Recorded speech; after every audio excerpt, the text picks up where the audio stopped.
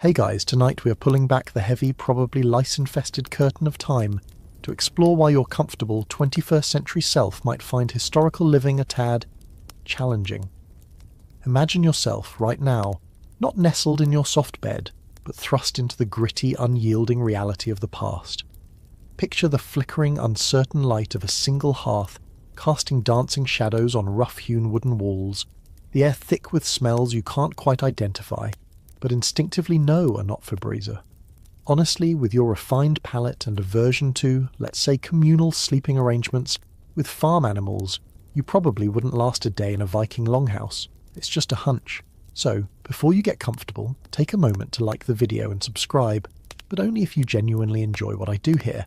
It's always lovely to know who's out there, listening in the quiet hours. Go ahead and post your location and local time in the comments. I love seeing how far these little historical jaunts reach.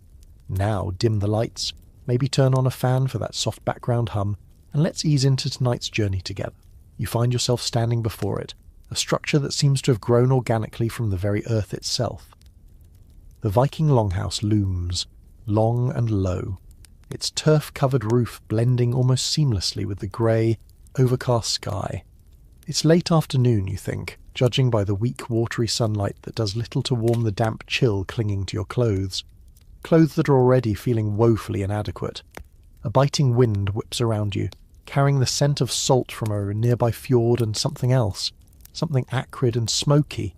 There are no manicured lawns here, no welcoming porch lights, just churned mud, a few hardy-looking and, frankly, quite intimidating chickens pecking at unseen morsels, and the imposing, almost windowless facade of the longhouse.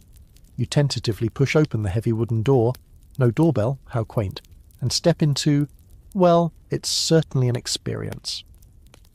The transition is jarring.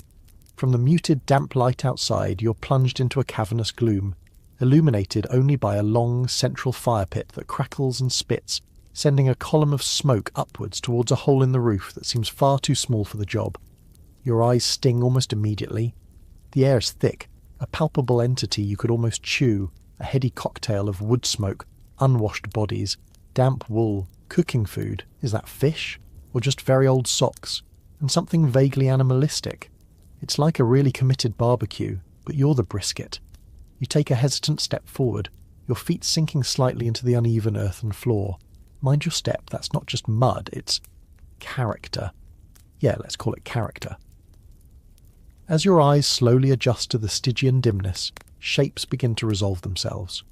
Rough wooden benches line the long walls, covered in furs and woven textiles of indeterminate cleanliness. Down the centre, the fire pit, or langeld, is the heart of this space, the source of the light, heat, and a truly astonishing amount of smoke. Viking longhouses, as you might recall from a half-forgotten history documentary, were the central hub of Norse life.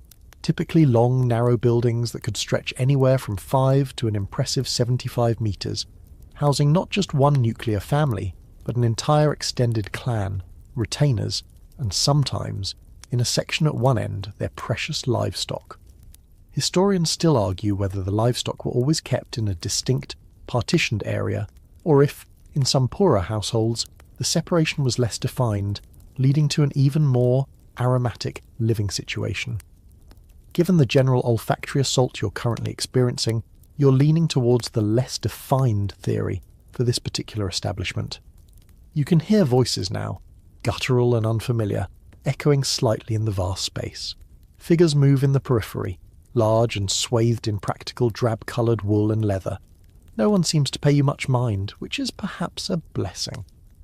You spot what look like tools leaning against the wall, axes, spears, shields. Not exactly your typical household decor. The air is cold despite the fire. The walls are likely wattle and daub or timber, and while the turf roof provides good insulation, drafts seem to sneak in from every conceivable crevice. Your modern sensibilities are screaming for a thermostat, a window you can actually open without inviting a blizzard, and perhaps an air purifier, or 10. A quirky detail you notice near the entrance, almost trodden into the mud, is a small carved piece of bone, perhaps an animal vertebrae. You vaguely remember reading about Dirabane animal bone amulets sometimes found at thresholds, possibly for protection, or luck. Or maybe someone just dropped their lunch. It's hard to tell in this light. What is clear is that this isn't a museum exhibit. This is life, raw and unfiltered. The smells aren't curated, the floor isn't roped off, and the faint rhythmic thumping you can hear from the far end of the longhouse isn't a sound effect. It's probably someone engaged in a monotonous, back-breaking chore that has to be done, day in and day out, just to keep this whole operation from collapsing. You wonder, with a growing sense of unease, what your chore will be. Surely they won't just let you stand here, a bewildered interloper in your suspiciously clean, for now, clothes, gawking at their historically accurate way of life. The ordeal you were promised is just beginning to dawn on you, and it smells faintly of fermented fish and existential dread. You haven't even tried to find a place to sit yet, let alone sleep. And the bathroom situation? Let's not even go there right now.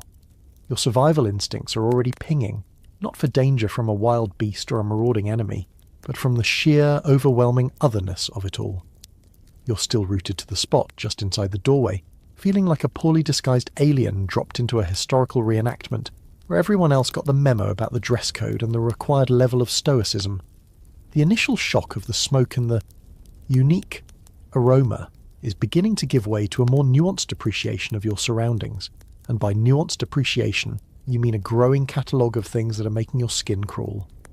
Let's start with what you can see, or rather what you can't quite see.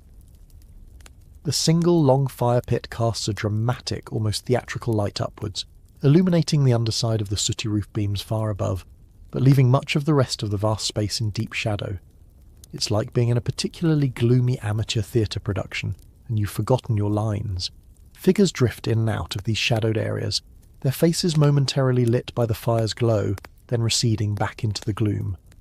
It's disconcerting trying to track movement when half the room is a shifting tapestry of black and deep brown.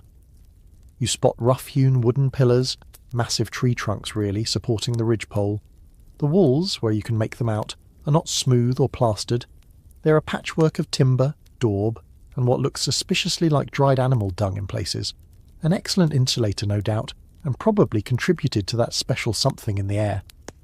Historians generally agree that most longhouses were constructed with timber frames, often with wattle and daub infill or clad with wooden planks, and those distinctive turf roofs.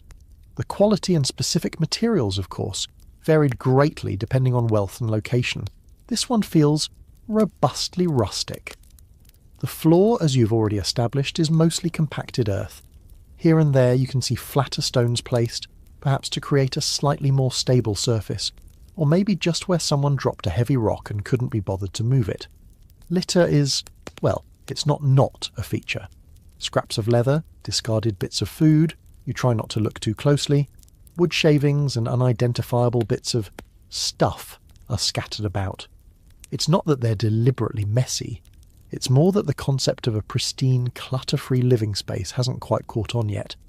Or maybe the room got lost in the Bronze Age. Now, let's talk about the sounds.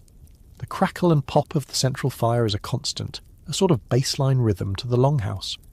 Layered over this are the human sounds, the murmur of conversation in that old Norse tongue that sounds impressively stern even when they're probably just discussing the weather. A cough, deep and chesty from a shadowed corner, the occasional grunt or sigh. Then there are the animal noises. You're pretty sure you heard a goat bleat from what you hope is the far partitioned end of the longhouse. Chickens cluck and scratch somewhere nearby, possibly under a bench. And is that a baby crying? Or a very unhappy cat? It's hard to distinguish. The acoustics are surprisingly good, or perhaps just surprisingly echoey, turning the whole space into a resonant chamber of unfamiliar noises. It's like a white noise machine gone rogue, playing sounds of impending medieval discomfort.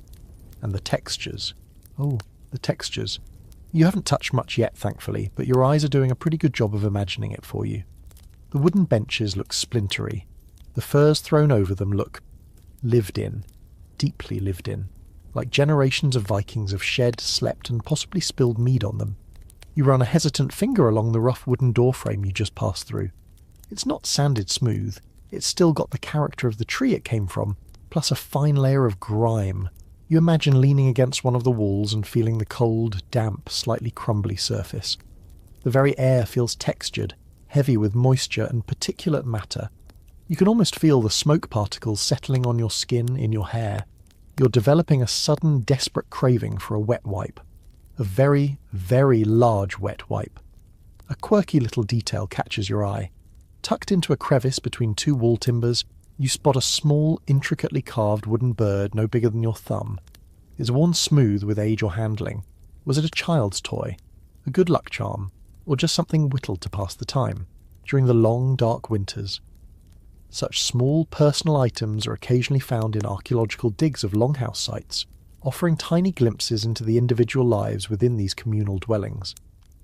It's a small reminder that amidst the apparent roughness, there was artistry and personal sentiment. One of the ongoing scholarly debates revolves around the precise internal layout and division of space within longhouses.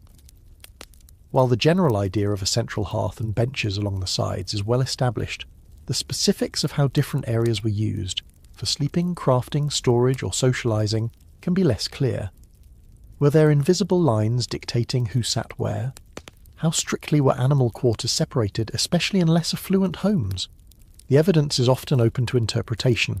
You look around, trying to decipher the unspoken rules of this particular space. There's a loom against one wall, suggesting a crafting area. Piles of what look like dried fish near another section might indicate food storage. It's a multi-purpose living space taken to the extreme. You instinctively hug yourself, trying to conserve body heat. The chill seems to seep up from the earthen floor. The fire, while impressive, doesn't seem to do much to warm the periphery of the room. You're starting to understand why Vikings were so fond of wool and furs. It wasn't a fashion statement, it was a survival necessity. You also understand why they were so keen on raiding warmer climes. Probably just wanted to sit somewhere without their teeth chattering. A large figure detaches itself from the shadows near the fire and lumbers towards you. For a heart-stopping moment you think you've been spotted, your otherworldly cleanliness a dead giveaway. But the figure, a burly man with a magnificent beard that looks like it could house a family of small birds, merely grunts as he passes you, heading for the door. He gives you a cursory glance, his eyes lingering for a second on your, by comparison, pristine clothes, and then he's gone, out into the fading light. You exhale, a little shaky. The sensory assault is relentless. It's not just one thing, it's the cumulative effect of the smoke, the smells, the dimness, the unfamiliar sounds, the pervasive chill, and the underlying sense of, well, dirt. It's an environment that's actively hostile to your modern, sanitized sensibilities. You haven't even tried to find a place to sleep yet, and already you're wondering if there's an early checkout option. Alright, let's address the elephant in the room, or rather the pervasive, all-encompassing smell that has been your constant companion since you stepped over that threshold. It's not just a smell, it's a rich tapestry of aromas, a veritable symphony of stink that your 21st century nose is finding particularly challenging. The most dominant note, of course, is the smoke. It's not the pleasant, nostalgic scent of a distant bonfire or a cosy fireplace. This is thick, acrid, and eye-wateringly pungent. The central fire pit, the Langeld, is burning wood, yes, but probably also peat, dried dung, and whatever other combustible materials they could get their hands on. Remember that hole in the roof? The Elior? It's meant to be a chimney, but it's fighting a losing battle. Much of the smoke seems to prefer lingering, swirling through the rafters, coating every surface with a fine layer of soot and pickling the lungs of everyone inside. You can feel it in your throat, a scratchy irritation that makes you want to cough constantly. Your eyes are definitely watering. It's like being permanently downwind of a poorly managed bonfire. This constant smoke was a fact of life. While it did help to preserve the timbers of the roof, and likely kept some insects at bay, a sort of accidental fumigation, it also had significant health implications. Respiratory problems must have been rampant. You can almost hear the chorus of hacking coughs that would have been the soundtrack to a Viking winter. Imagine trying to recover from a simple cold in this atmosphere. No vapor-rub, no soothing lozenges, just more smoke. Historians widely acknowledge the health impacts of such poorly ventilated living conditions. Evidence of lung damage is often found in skeletal remains from the period. It makes you appreciate your extractor fan in a whole new way. Beneath the dominant note of smoke, there are other, more subtle, and arguably more unsettling scents. There's the smell of unwashed bodies. Regular hot water bathing with soap wasn't exactly a daily ritual. While Vikings were actually known to be cleaner than many of their European contemporaries, they reportedly bathed weekly, a shocking display of hygiene to some. Clean is a relative term. In a crowded longhouse with people working, sweating and sleeping in close proximity, the collective human aroma would have been significant. Add to that the scent of damp wool and leather clothing, which rarely, if ever, got a thorough wash and dry cycle. Think wet dog, but make it Viking. Then there's the food. Something is definitely cooking, or perhaps just slowly fermenting over by the fire. You catch whiffs of fish, oily and strong, and perhaps some kind of stew or porridge. Food preparation was a constant activity, and the smells of boiling, roasting, smoking and drying foods would have mingled with everything else. Remember, refrigeration is centuries away. Preservation methods like salting, smoking and drying were crucial, and these processes have their own distinctive odours. You might also be smelling the lingering scent of spilled ale or mead, which, while perhaps pleasant in moderation, could add a sour, yeasty note when soaked into an earthen floor. It's a veritable potpourri of ancient domesticity. And let's not forget the animals. Even if the livestock were notionally kept in a separate section, their presence would have been olfactorily obvious. The warm, earthy scent of cattle, sheep, or goats, along with the sharper ammonia tang of their waste, would inevitably permeate the entire structure, especially with shared ventilation, or lack thereof. You might catch a whiff of chicken droppings from those hardy birds pecking around. It's all part of the rich, organic tapestry. One quirky, though perhaps not entirely surprising tidbit, is that rushes and fragrant herbs were often strewn on the floor. This wasn't just for comfort, it was an attempt to mitigate the less pleasant smells and perhaps keep down the dust. Think of it as ancient Glade plugins, only significantly less effective and requiring a lot more sweeping. The very materials of the longhouse itself contribute to the aroma profile. The earthen floor, perpetually damp in places, would have its own musty smell. The timber framing, the wattle and daub walls, especially if incorporating that dung we mentioned, the turf roof, all these organic. Materials absorb and release odours, creating a complex layered scent that is uniquely longhouse. It's the smell of survival, of a close and constant relationship with the natural world, in all its fragrant and not so fragrant aspects. Historians still argue about the precise balance of these smells and how much they would have bothered the inhabitants. Were they simply acclimatised to it, their senses dulled by constant exposure, or was it a persistent low-level discomfort they simply endured? It's likely a bit of both. What's certain is that your modern nose, accustomed to filtered air and a plethora of deodorising products, is having a very hard time. You find yourself taking shallow breaths, trying to filter the air through your teeth, a completely useless gesture that probably makes you look a bit deranged. You wonder if they ever tried to air the place out. Opening the main door and perhaps a smaller door at the other end, if one existed, might create a through draft, but it would also let out all the precious heat and invite in the cold, rain or snow. It was a constant trade-off, smoky warmth versus fresh frigidity. Given the harsh northern climates, warmth usually won. So the smoke, the smells, the general miasma, they were just part of the package. You're starting to think that fresh air might be your favourite modern invention. That, and perhaps antibacterial soap. You make a mental note to never again complain about the smell of your roommate's burnt toast. This is a whole other league of aromatic assault. You haven't even been here that long, and you already feel like your clothes, your hair, your very soul are becoming impregnated with the signature scent of Viking Longhouse. It's a souvenir you really, really don't want to take home. The day, such as it was in this smoky gloom, is clearly drawing to a close. The activity around the central fire pit seems to be winding down, the conversations becoming more subdued. People are starting to settle onto the long wooden benches that line the walls, the same benches that serve as seating during the day. This, you realise with a dawning sense of horror, is where you're supposed to sleep. Your Viking slumber party, as you'd sarcastically dubbed it in your head, is about to become a very real, very uncomfortable experience. Forget memory foam mattresses and high thread count sheets. The sleeping arrangements here are, to put it mildly, communal and basic. The benches are wide enough to lie on, perhaps 2 to 3 feet across, and run the length of the main living area on either side of the fire. Some are bare wood, others are strewn with animal furs, reindeer, sheep, possibly wolf, of varying degrees of cleanliness and repair. You see some lumpy-looking bundles that might be straw-filled sacks, serving as primitive mattresses or pillows.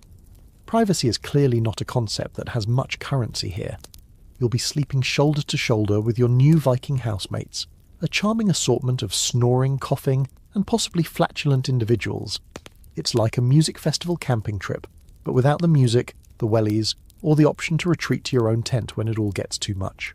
You tentatively approach an unoccupied stretch of bench. It looks hard and lumpy and suspiciously stained in places. You eye the furs with deep suspicion. While they undoubtedly offer some warmth, they also look like prime real estate for fleas, lice, and other uninvited bedfellows. Remember those stories about how Vikings were surprisingly clean? Well, surprisingly clean for the 9th century still leaves a lot of room for tiny, unwelcome guests. You instinctively scratch your arm. It's probably just psychosomatic. For now. A mainstream historical fact about longhouse sleeping is that families would often sleep together in designated sections of the benches, sometimes with wooden partitions or chests separating different family groups, though these were likely more common in the halls of wealthier chieftains. For most, it was a more jumbled affair, especially if guests or retainers were present. Status might dictate who got the better spots, perhaps closer to the fire for warmth, or further from the door to avoid drafts. As a newcomer of uncertain status and questionable Viking hardiness, you'll probably get whatever spot is left over, likely the one with the biggest draft and the lumpiest fur. You sit down gingerly on the edge of the bench. The wood is cold and unforgiving beneath you. You try to arrange a rather mangy-looking sheepskin into something resembling a cushion. It smells faintly of lanolin and wet sheep. A large bearded Viking settles down next to you with a grunt, taking up a significant amount of space and radiating an aura of wood smoke and something you really hope is just old sweat. He doesn't even glance at you. Personal space is clearly another modern luxury you've left behind. You wonder if there's an etiquette to this. Do you say goodnight, offer to share your non-existent blanket, or just try to become as small and unnoticeable as possible? You opt for the latter. As more people settle down, the sounds of the longhouse begin to change. The crackling fire is still there, but now it's accompanied by a symphony of human settling noises, rustling furs, sighs, coughs, so many coughs, and the beginnings of what promises to be a truly epic chorus of snoring. One particularly enthusiastic individual, a few bodies down, sounds like a walrus gargling gravel. Another is producing a series of high-pitched whistles that could probably summon dogs from the next fjord. It's going to be a long night. You can already feel the fatigue setting in, but the prospect of actual sleep in these conditions seems remote. A quirky, or perhaps just deeply unsettling tidbit, is that in some sagas and archaeological finds, there's evidence of bed closets, or enclosed sleeping compartments built into the walls or as separate structures within the longhouse. These would have offered more privacy and warmth, but were likely reserved for the head of the household and their immediate family. For everyone else, it was the open-plan bench system. You glance around hopefully, but see no sign of such cosy nooks, just endless, uninviting bench. Historians still argue about how people dealt with the cold, especially in the depths of a Scandinavian winter. Did they sleep fully clothed? Did they huddle together for warmth, dispensing with any notion of personal space entirely? Were there designated bench warmers who had to get in first? Probably a combination of all these. The furs were essential, and sharing body heat was likely a common survival tactic. You shiver, despite the proximity of your new, rather pungent benchmate. The drafts seem to find every gap in your inadequate modern clothing. You wish you'd packed your thermal underwear, and maybe a biohazard suit. The light from the fire is dying down now, banked for the night to conserve fuel. The shadows deepen, and the vast space feels even larger and more mysterious. You can hear small skittering sounds from the darker corners. Mice? Rats? You try not to think about it. You lie down, pulling the scratchy sheepskin over you as best you can. It offers minimal comfort and maximum olfactory offence. The hardwood presses into your hip and shoulder. You try to find a comfortable position, but it's hopeless. Every slight shift brings you into contact with either the cold wall or your snoring neighbour. Sleep, when it finally, fitfully comes, is punctuated by strange dreams, the snores of your companions, the persistent coughs, and the ever-present smell of smoke and unwashed Viking. You jolt awake several times, once convinced a rat was using your hair as a climbing rope. It was probably just a stray piece of straw from the lumpy sack pillow. Another time, your benchmate rolls over, his arm flinging out and narrowly missing your face. You are acutely aware of every itch, every rustle, every unfamiliar sound. This isn't restful sleep, it's a state of hyper-vigilant discomfort. You wouldn't last a day. You're not sure you're going to last the night. And the sun, when it finally decides to make an appearance, feels like it's several geological epochs away. A grey, grudging light eventually begins to filter through the smoke hole, and any tiny chinks in the longhouse walls, signalling the start of another day you're not entirely sure you're equipped to handle. Your back aches, your neck is stiff, and you feel like you've slept on a pile of very aggressive rocks.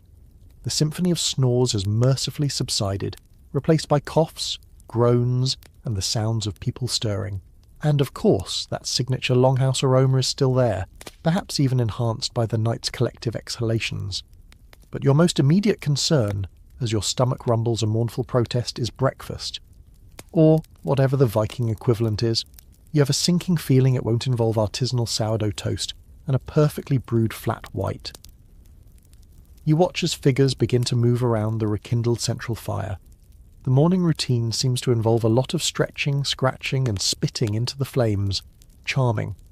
Soon the smell of cooking, or at least food being heated, starts to mingle with the ever-present smoke. A large iron cauldron, black with soot, is already suspended over the fire, its contents bubbling away mysteriously. Someone ladles a portion of something into a rough wooden bowl and hands it to another Viking who begins to eat with gusto, using only a knife and his fingers. Your appetite, already suppressed by the general ambience, takes another nosedive. Viking cuisine, you recall, was heavily reliant on what could be farmed, hunted, fished, or foraged in the often harsh northern landscapes. Think hardy grains like barley and oats, root vegetables, dairy products, milk, cheese, skyr, a type of yogurt, and a lot of meat and fish. Preservation was key. So much of the animal protein would have been salted, dried, smoked, or fermented. Fresh fruit and a wide variety of vegetables would have been seasonal and less common than in more temperate climes. One of the staples was a kind of stew or porridge, often cooked in a single pot over the fire, to which ingredients were continually added. Yesterday's leftovers forming the base for today's meal? Probably. It's an efficient system, if not entirely appealing to your modern palate, which is currently screaming for a fruit smoothie and a side of anything not beige. You're eventually offered a bowl of the communal breakfast. It's a thick, greyish porridge, lumpy and steaming. You can't quite identify the ingredients. There might be some kind of grain, perhaps some bits of dried meat, and an overall flavour that's earthy and salty. Very, very salty. You take a tentative spoonful. It's not actively disgusting, but it's a long, long way from your morning bowl of Cheerios.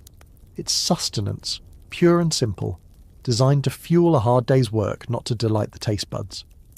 You try to eat, mimicking the others who are scooping it up with hunks of heavy dark bread that looks like it could double as a doorstop. No delicate nibbling here, it's all about efficient calorie intake. A mainstream historical fact is that bread was indeed a part of the Viking diet, but it would have been very different from modern bread. Typically unleavened or made with whatever grains were available, resulting in dense, flat loaves. Sometimes, less conventional ingredients like tree bark or peas might be ground into flour during lean times. You eye the bread suspiciously. It looks like it might contain a significant amount of character-building fibre. For drinks, water would have been common, but also milk, buttermilk, and of course, ale and mead. The ale was likely a weak everyday brew consumed by everyone, including children, as it was often safer than water. Mead, made from fermented honey, was a more prized drink, often associated with feasts and celebrations. You're offered a horn, yes, an actual animal horn, of something that smells faintly of sour apples. It's probably the weak ale. You take a sip. It's watery, a bit tart, and not entirely unpleasant, though the horn itself has a certain gamey aroma. At least it might wash down the porridge. You try not to think too hard about how often the horn is washed, or by whom. A quirky culinary tidbit. Vikings were known to consume seabirds and their eggs, sometimes raiding cliffs to gather them. Puffin, anyone? They also ate seal and whale meat when available. And let's not forget fermented shark, hakal, an Icelandic delicacy, though perhaps more post-Viking Age, its roots are ancient. Famous for its ammonia-rich smell and acquired taste. Thankfully, that doesn't seem to be on this morning's menu. Small mercies. Historians still argue about the diversity of the Viking diet and the extent to which it varied by social status and geographical location. Chieftains and wealthy farmers undoubtedly ate better and had access to a wider range of foods, including imported luxuries like wine or spices, than ordinary folk. Coastal communities would have relied more heavily on fish and marine mammals, while inland settlements focused more on farming and hunting. The porridge you're currently struggling with is likely standard fare for the average longhouse dweller. It's fuel, not fine dining. Forget farm to table. This is more like scrape it from the bottom of the pot and be grateful. You notice some individuals gnawing on what looks like dried fish, stiff as a board, or tearing off pieces of smoked meat. The smell is potent. This is survival food, packed with protein and preserved to last through long voyages or lean winters. You imagine the jaw strength required to get through some of it. Your teeth, accustomed to softer fare, ache in sympathy. You also see some rudimentary cheese, hard and yellow, being sliced with a knife. It probably has a kick like a mule. The concept of 3 distinct meals a day, breakfast, lunch, dinner, wasn't necessarily fixed. People likely ate when they were hungry and food was available. Often 2 main meals, dagmal, day meal, in the morning, and nattmal, night meal, in the evening.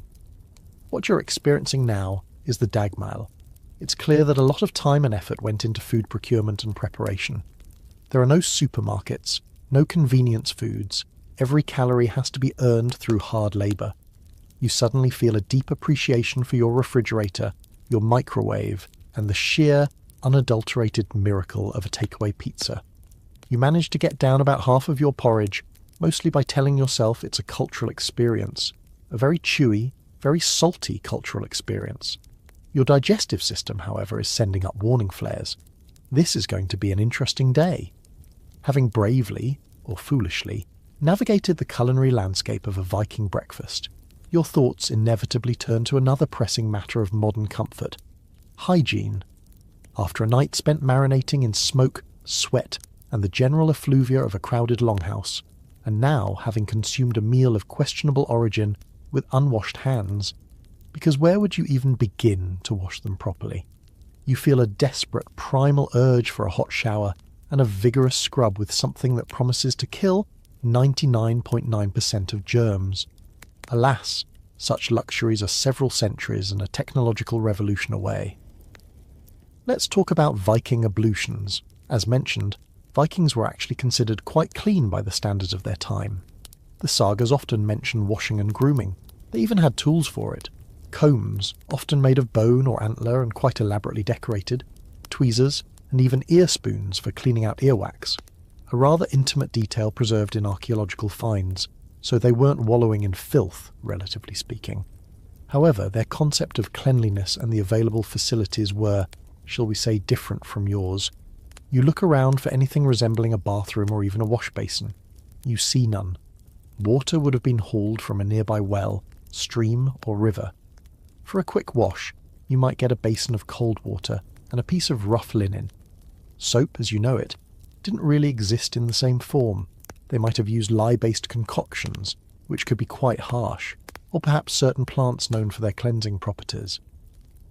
A mainstream historical fact is the Viking practice of a weekly bath, often on Saturdays, logadaga, meaning washing day, or bath day in Old Norse, which is still the word for Saturday in modern Scandinavian languages. This often involved a sauna-like experience in a dedicated bathhouse, if the settlement was large enough or the family wealthy enough to have one. Otherwise, it might be a dip in a cold river or lake, invigorating if not exactly spa-like. You haven't seen a bathhouse, and the nearby fjord looks distinctly uninviting for a morning plunge. So, for daily freshening up, it would likely be a very cursory affair. You spot a Viking splashing some water on his face from a bucket near the door, then running his fingers through his beard. That seems to be the extent of it. No sink, no running water, no fluffy towels. You feel a layer of grime forming on your skin just thinking about it. And then there's the delicate question of waste disposal. Where does one, go? There are no ensuite facilities here, no porcelain thrones with convenient flushing mechanisms. Outhouses or latrine pits would have been located away from the main dwelling for obvious reasons. This would involve a chilly and possibly precarious trip outside in all weathers, day or night. Toilet paper, forget it. Moss, leaves, or a handful of straw were the likely substitutes. It's a humbling thought. You remember reading a quirky tidbit that in some more advanced Roman settlements they had communal latrines with running water, but that was a different empire and a different time. Here, in the rugged north, things are a bit more elemental. You make a mental note to drastically reduce your fluid intake. Dental hygiene is another area where your modern sensibilities might clash with Viking reality. While they didn't have sugary processed foods causing widespread decay, their diet could be tough on teeth.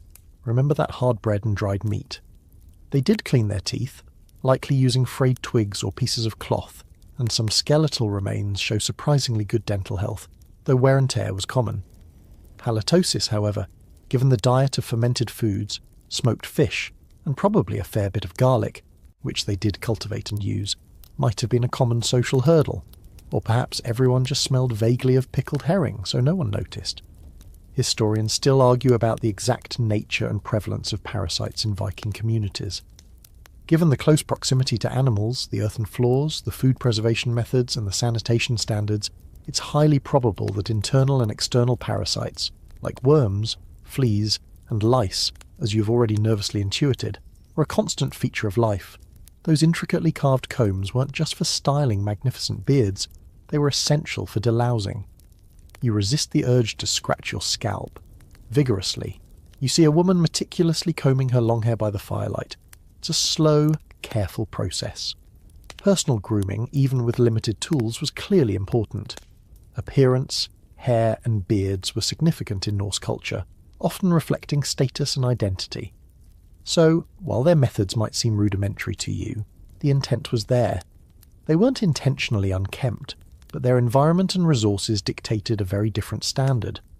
You consider your own state. Your hair feels greasy and smells of smoke. Your clothes, once clean, now feel like they have absorbed the entire essence of the longhouse. Your hands feel grubby. You would give a considerable sum for a bar of soap and 5 minutes under a stream of hot water. The lack of basic hygiene, by your standards, is becoming a significant source of discomfort, almost as much as the smoke or the questionable food. It's not just about feeling clean, it's about feeling human in the way you're accustomed to. This constant low-level grubbiness is eroding your morale. You realise that the daily battle wasn't just against the elements or potential enemies. It was also against the pervasive dirt and the ever-present threat of disease that thrived in less than sanitary conditions. Resilience was key, and perhaps a slightly less sensitive nose than yours. You catch a glimpse of your reflection in a murky puddle by the doorway as you briefly step outside for a breath of marginally fresher air. You look dishevelled and slightly haunted. The Viking makeover is well underway, whether you like it or not, and it mostly involves acquiring a patina of authentic historical grime. Now that you've sort of eaten and definitely not bathed to your satisfaction, you might be hoping for a bit of downtime. Perhaps a chance to sit quietly and contemplate the profound differences between 9th century Norse life and your own. Maybe journal a little, if you'd brought a spill-proof historically inaccurate notebook.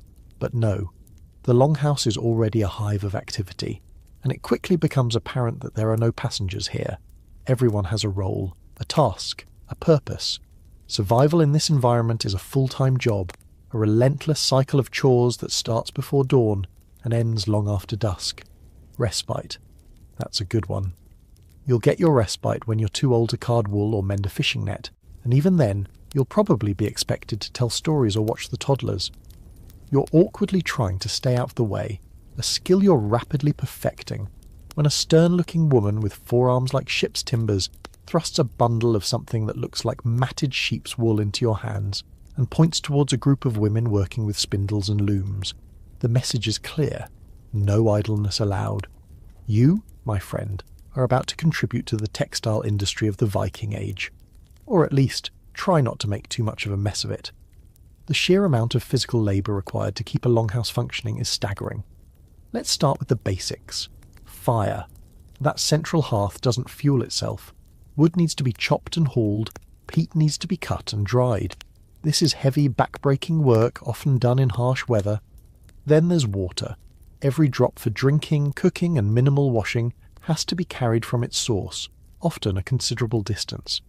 Think about your effortless tap water and spare a thought for the sore shoulders and calloused hands that were the price of hydration here.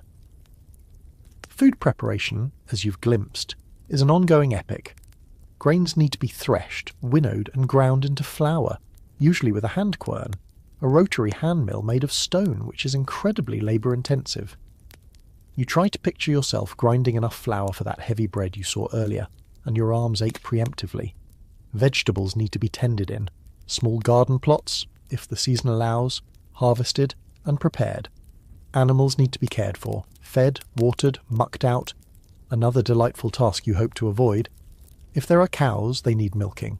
The milk then needs to be processed into cheese, butter or skyr to preserve it. Fishing nets need to be made and mended, lines baited, boats maintained. Hunting, when successful, means butchering and preserving the meat. It's a constant interconnected web of tasks, and if one part fails, the whole system suffers. And then there's textile production, your current unwilling assignment. Wool, the primary material for clothing, blankets and sails, doesn't just magically appear as yarn. It has to be sheared from sheep, another fun wriggly job, cleaned, a smelly process involving stale urine or other alkaline solutions to remove grease, carded or combed to align the fibres, spun into yarn using a drop spindle or a simple spinning wheel, and then woven on a warp-weighted loom. This entire process is incredibly time-consuming and skill-intensive. A mainstream historical fact, it could take hundreds, even thousands, of hours of labour to produce enough woolen cloth for a single sail for a Viking longship. So, your fumbling attempts to tease apart tangled wool fibres are, in the grand scheme of things, a very minor contribution, but a contribution nonetheless. The women around you work with a practiced efficiency that makes your efforts look comically inept. Their hands are never still. Men's work typically involved farming, fishing, hunting, trading, raiding, of course, and crafts like woodworking, metalworking and boat building. But the lines weren't always rigidly drawn, especially in a household context. Everyone contributed to the collective survival. Children too had their chores from a young age, fetching and carrying, scaring birds from crops, helping with animal care, learning the skills they would need as adults. There was no childhood in the modern sense of extended carefree play. Play happened, of course, but it was intertwined with learning and contributing. A quirky tidbit about Viking Age chores. Soapstone was a valuable resource, quarried and carved into bowls, lamps and cooking pots. It was soft enough to work, but also heat-resistant. Imagine the labour involved in quarrying heavy blocks of this stone and then painstakingly shaping it with basic tools. Or consider the collection of lichen to make dyes for those textiles, another task requiring knowledge and patience. Every object in the Longhouse, from the spoon you ate your porridge with to the cloak on your back, represented a significant investment of time and effort. There are no disposable goods here. Everything is made, mended and reused until it falls apart. Historians still argue about the precise division of labour between men and women and how much it varied across different Norse communities and social strata. While sagas and archaeological evidence provide clues, the day-to-day realities for ordinary people can be harder to reconstruct fully. Was women's work in textile production or food processing valued as highly as men's work in raiding or trading? Within the household, power dynamics certainly existed, but the interdependence was undeniable. You struggle with the wool, your fingers clumsy and unused to such tasks. The air is still smoky, your back still aches from the bench bed, and now your shoulders are starting to protest this new form of torture. There are no coffee breaks, no checking your phone for a distraction. Just the relentless rhythm of work dictated by daylight and necessity. You look at the weathered faces and capable hands around you. There's a stoicism, a resilience, born of a life where comfort is scarce and hard work is the only currency that matters. You're starting to understand that lasting a day isn't just about enduring the physical discomforts. It's about having the stamina, the skills, and the sheer grit to pull your weight in a world that demands constant toil. Your modern life, with its conveniences and leisure time, seems like an impossible dream from this vantage point. You haven't even made it to lunchtime, and you're already exhausted. And you suspect the tasks are only going to get more demanding. As you continue your rather pathetic attempts at wool carding, acutely aware of the efficient, almost rhythmic movements of the women around you, you start to notice more subtle interactions. A deferential nod given to a particular grey-bearded man who enters the longhouse, the way children scamper out of the path of a stern-looking woman who seems to command the area around the hearth, the casual authority with which one man directs others in mending a fishing net. It dawns on you that this isn't just a random collection of people sharing a smoky, oversized shed. It's a complex society in miniature, with its own hierarchy, rules, and unspoken codes of conduct. Navigating this social labyrinth, you suspect, is just as crucial for survival as knowing how to gut a fish or spin yarn. And you, with your 21st century notions of egalitarianism and personal space, are completely out of your depth. At the top of the longhouse pecking order, you'd typically find the chieftain or head of the household, who's Bondi or Bondi for a free farmer, along with his wife, who's Freya, who often held considerable authority within the domestic sphere. She would manage the stores, oversee the servants and slaves, if any, and control the production of food and textiles, hence the keys often found in female graves, symbolising their control over the household wealth. The man you saw receiving deferential nods, probably the husbondi, the stern woman by the fire, almost certainly the husfreya. You make a mental note to be particularly polite, or at least exceptionally unobtrusive in their presence. Below this power couple would be their extended family, children, siblings, elderly parents. Then came freeborn retainers, farmhands, and skilled artisans who might live with the family. And at the bottom of the social ladder were the thralls, or slaves. Slavery was a well-established institution in the Viking Age, with thralls acquired through raiding, trading, or born into servitude. They performed the most menial and laborious tasks and had few, if any, rights. A mainstream historical fact is that a significant portion of the population in some Viking Age settlements may have been enslaved. You glance around, wondering if any of the people here are thralls. It's not immediately obvious from their clothing or tasks, at least not to your untrained eye, but their demeanour might be more subdued, their movements more subservient. It's a sobering thought, this stark inequality woven into the fabric of daily life. Respect, honour and reputation were paramount in Norse society. Public perception and one's standing in the community were incredibly important. Insults could lead to feuds, and loyalty to one's kin and chieftain was expected. There was a complex system of gift-giving, oaths and obligations that bound individuals and families together. You realise that your modern, somewhat casual approach to social interactions might be dangerously misconstrued here. A poorly timed joke, an overly familiar gesture, or even unintentional disrespect could have serious consequences. Remember those axes and spears leaning against the wall? They weren't just for decoration. Disputes were often settled personally, and violence was an accepted, if not always welcome, part of life. Your usual sarcastic wit is probably best kept under wraps.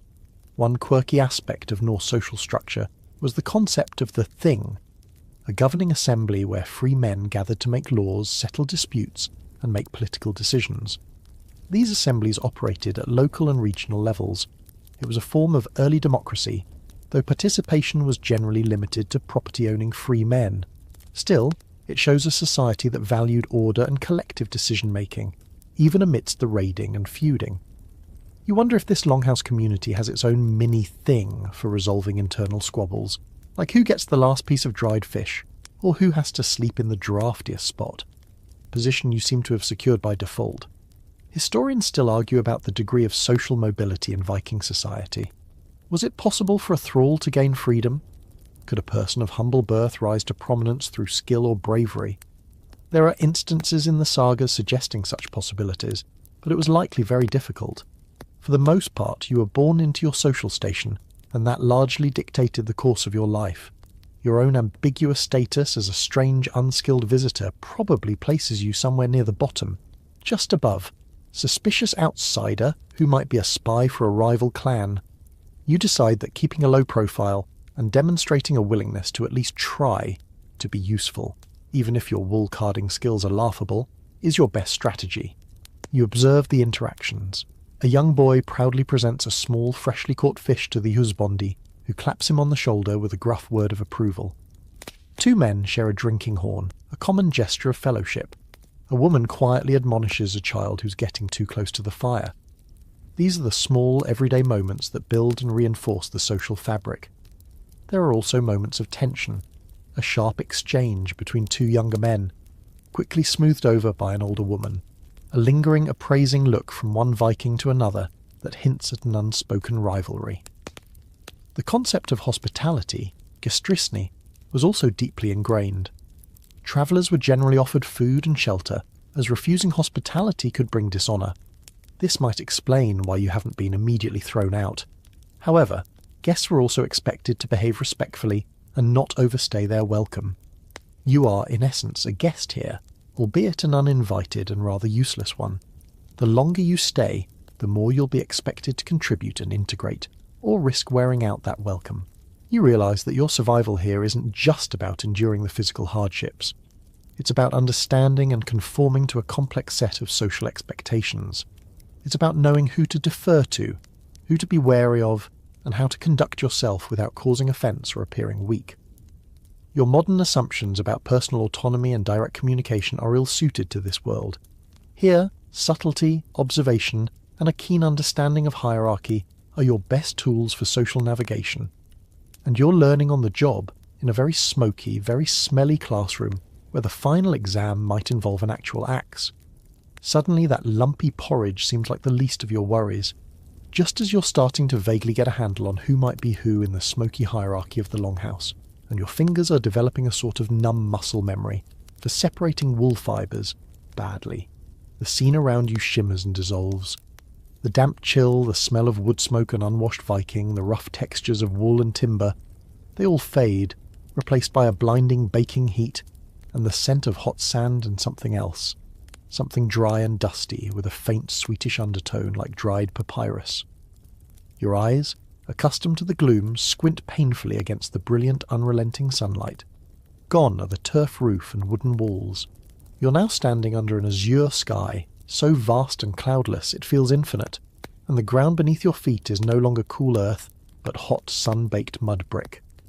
Welcome, you deduce with a growing sense of historical whiplash, to ancient Egypt. Your ordeal is apparently taking a detour to warmer, though not necessarily more comfortable climes. You're on a narrow, dusty pathway, flanked by low, flat-roofed dwellings made of sun-dried mud bricks. The heat is a physical presence pressing down on you, sucking the moisture from your skin. Your Viking-era woolen attire, which was merely inadequate in the Longhouse, is now actively trying to cook you. Sweat prickles instantly all over your body. You thought the Longhouse was a sensory assault. This is just a different kind of overwhelming. Instead of smoke, it's dust. Fine, pervasive dust that seems to get into your eyes, your nose, your mouth with every breath. Instead of the smell of damp and old fish, it's the smell of sun-baked earth, donkey dung, and perhaps a hint of a fragrant oil from a nearby dwelling. The daily grind in ancient Egypt, for the vast majority of the population, the farmers, labourers and artisans who formed the backbone of society, was incredibly arduous, dictated by the rhythms of the Nile and the demands of the state and the temples. Forget any romantic notions of lounging by palm-fringed oases, being fanned by servants. Life for the average Egyptian was one of hard, repetitive labour under a scorching sun. You see figures in the distance toiling in green fields that border a wide, glittering river, the Nile, undoubtedly. They are bent over, engaged in the back-breaking tasks of ploughing, sowing or irrigating, their skin burnished dark by the sun. Their clothing is simple, short linen kilts for the men, simple sheath dresses for the women, practical, but offering little protection from the relentless solar radiation. A mainstream historical fact, agriculture was the absolute foundation of the Egyptian economy and society, entirely dependent on the annual inundation of the Nile, which deposited fertile black silt, Kemet, the black land, as they called their country, that made farming possible in an otherwise desert environment. The agricultural calendar, with its seasons of flood, planting and harvest, governed everyone's lives. Failure of the inundation meant famine. So the work in the fields was not just a job, It was a matter of life and death for the entire civilization. You can almost feel the weight of that responsibility in the tired slump of the distant workers' shoulders. You think back to the Viking Longhouse. Cold, damp, smoky, yes. But this oppressive, radiating heat presents its own unique set of challenges. Dehydration would have been a constant threat. Sunstroke, a daily hazard. And then there were the pests. The Nile, lifeblood of Egypt, also bred swarms of insects. Flies would have been everywhere. Mosquitoes, carrying diseases like malaria, which historians believe was endemic in ancient Egypt, would have been a torment, especially near the canals and irrigated fields. You swat at a persistent fly buzzing near your face. It's already started. And speaking of health, remember that crocodile dung sunscreen you might have vaguely heard about? While Egyptians were renowned for their medical knowledge, for the time, some of their remedies were creative. A quirky tidbit. Some medical papyri do indeed list animal dung as an ingredient in certain treatments, though perhaps not specifically as a mainstream sunscreen. They did use various oils and unguents to protect their skin from the dry heat and sun, and coal eyeliner wasn't just cosmetic. It was believed to help deflect glare and deter flies. You could certainly use some of that coal right now, as your eyes are streaming from the brightness. Historians still argue about the exact daily caloric intake and nutritional status of the average Egyptian peasant. While the land was fertile, much of the produce went to the state, the temples, and the elite. The diet of the common people consisted mainly of bread. Emmer wheat and barley were staples. Beer, also made from barley, and a primary source of calories and hydration. Onions, garlic, lentils, and fish from the Nile. Meat was more of a luxury. It was a relatively monotonous, though likely sufficient diet when harvests were good. You recall the bland Viking porridge with a strange, fleeting sense of nostalgia. At least it wasn't actively dusty. You see a group of men nearby, stripped to the waist, laboriously hauling massive blocks of stone towards a distant construction project. Perhaps a temple, or a tomb for some high-ranking official. Their muscles strain, their bodies gleam with sweat and dust. The sheer physical exertion is palpable. There are no power tools, no hydraulic lifts, just human muscle, levers, rollers, and an incredible amount of organised effort. This was the labour that built the pyramids, the temples of Karnak and Luxor, the vast infrastructure of a civilization that lasted for millennia. And it was built on the backs of people like these, toiling day in, day out in conditions that would make your average modern construction worker demand hazard pay and a very long siesta. The path you're on is bustling. People pass by, some carrying baskets of produce, others leading laden donkeys. The sounds are different here. The braying of donkeys, the calls of vendors, if this were a more urban area, the chatter in a language that sounds nothing like old. Norse, full of softer consonants and different cadences. Children, dusty and energetic, dart in and out, seemingly oblivious to the heat.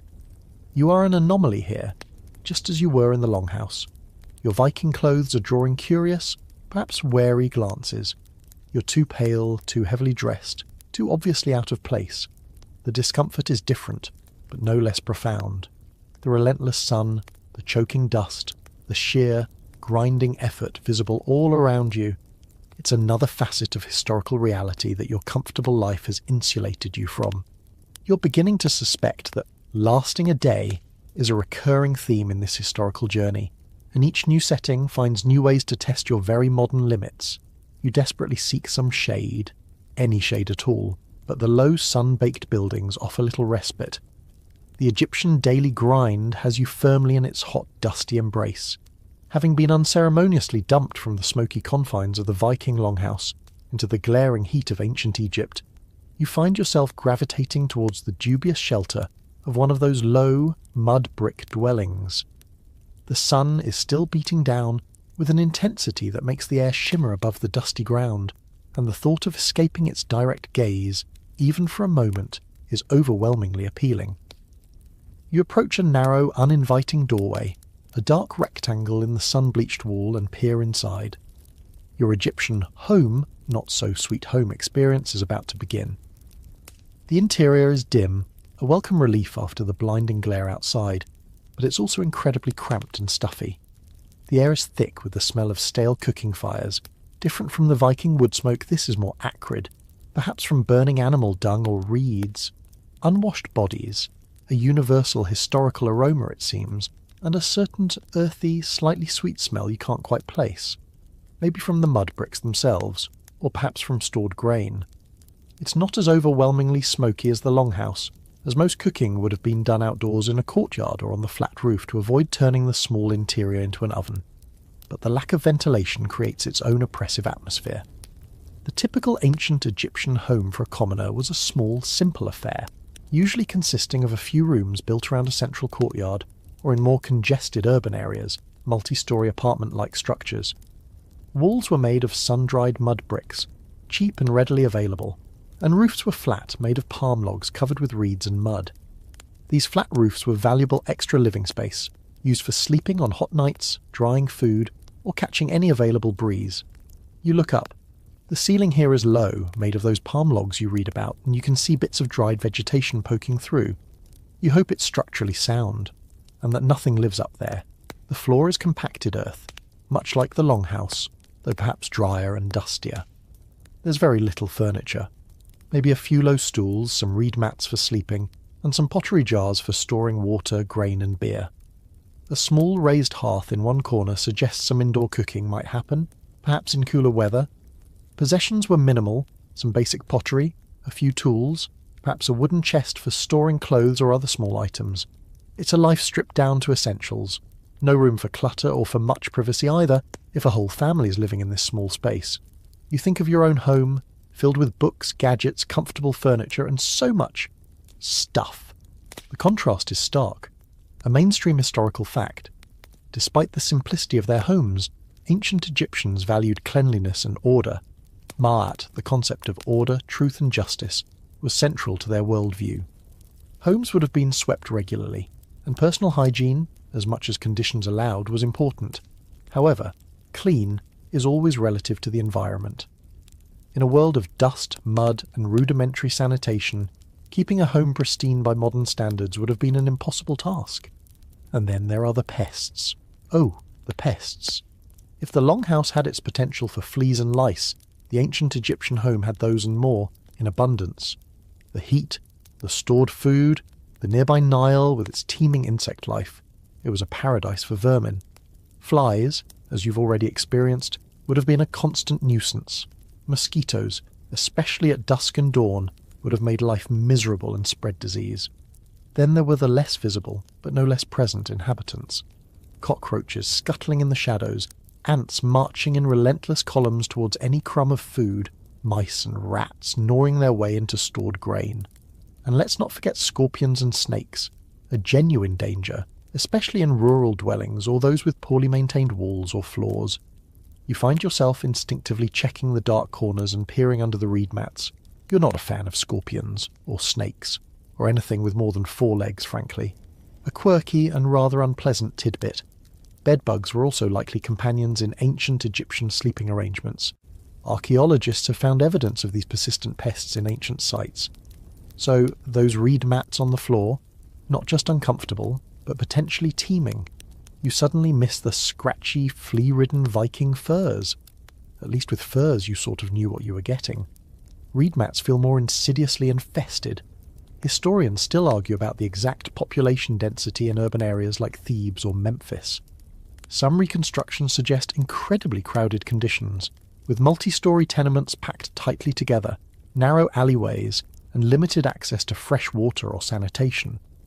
Disease would have spread rapidly in such environments.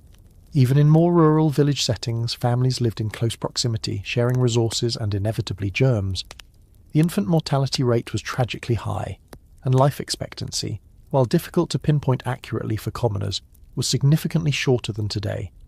Many of the illnesses we now easily treat with antibiotics or prevent with vaccines, dysentery, tuberculosis, parasitic infections, would have been common and often fatal.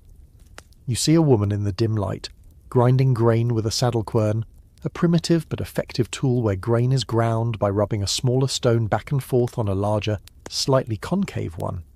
It's hard, repetitive work, and her movements are economical, practiced.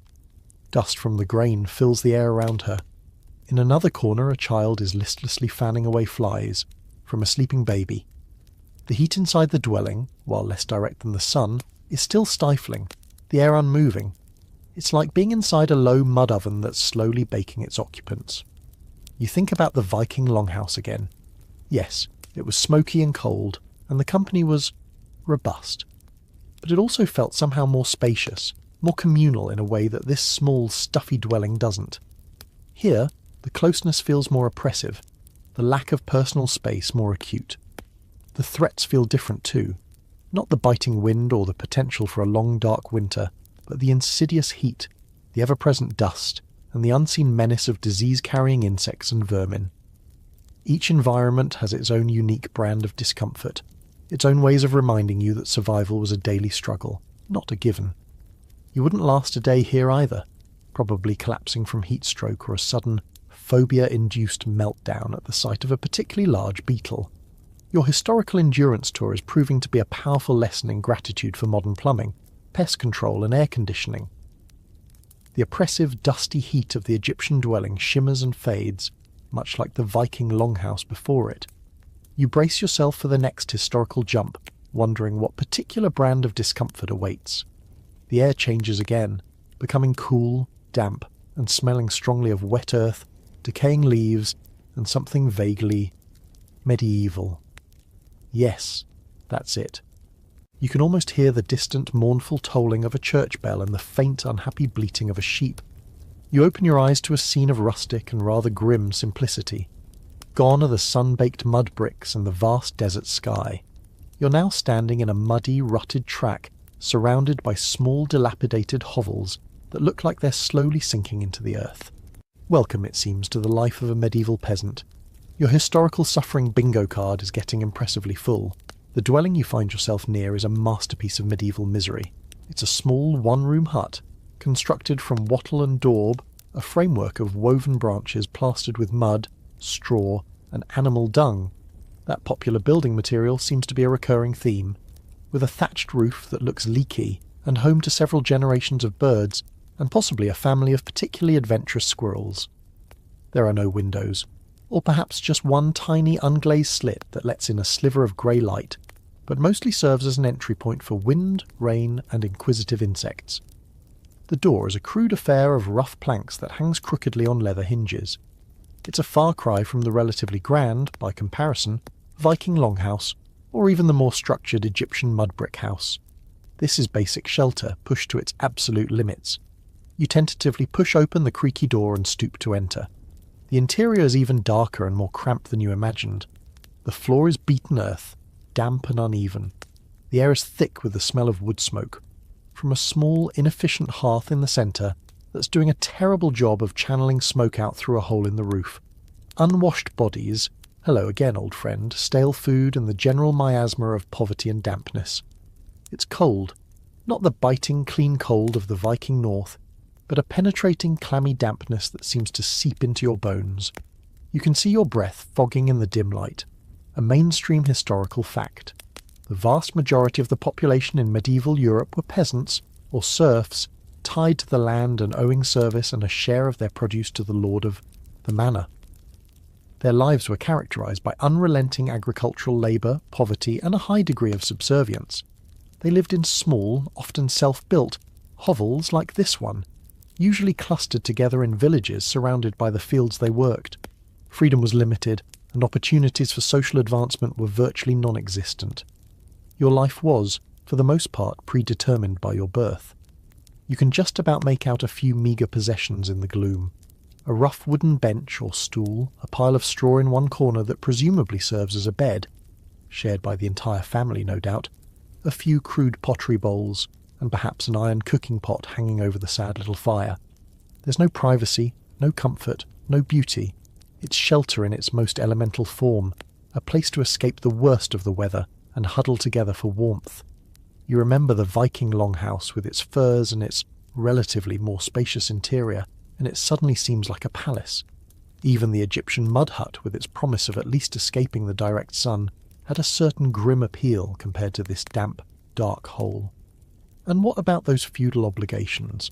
As a peasant living on a lord's manor, you wouldn't just be toiling on your own small patch of land, if you were lucky enough to have one. You'd also be required to work a certain number of days a week on the lord's domain, his personal land, without pay. This was corvée labour. On top of that, you'd owe him a portion of your own harvest, various taxes and fees for using the lord's mill to grind your grain, his oven to bake your bread, or his wine press. It was a system designed to keep the peasant class impoverished and dependent. Forget about saving up for a better life. You were perpetually struggling just to meet your obligations and feed your family. It's like having a really, really bad landlord who also happens to be your boss in the local government.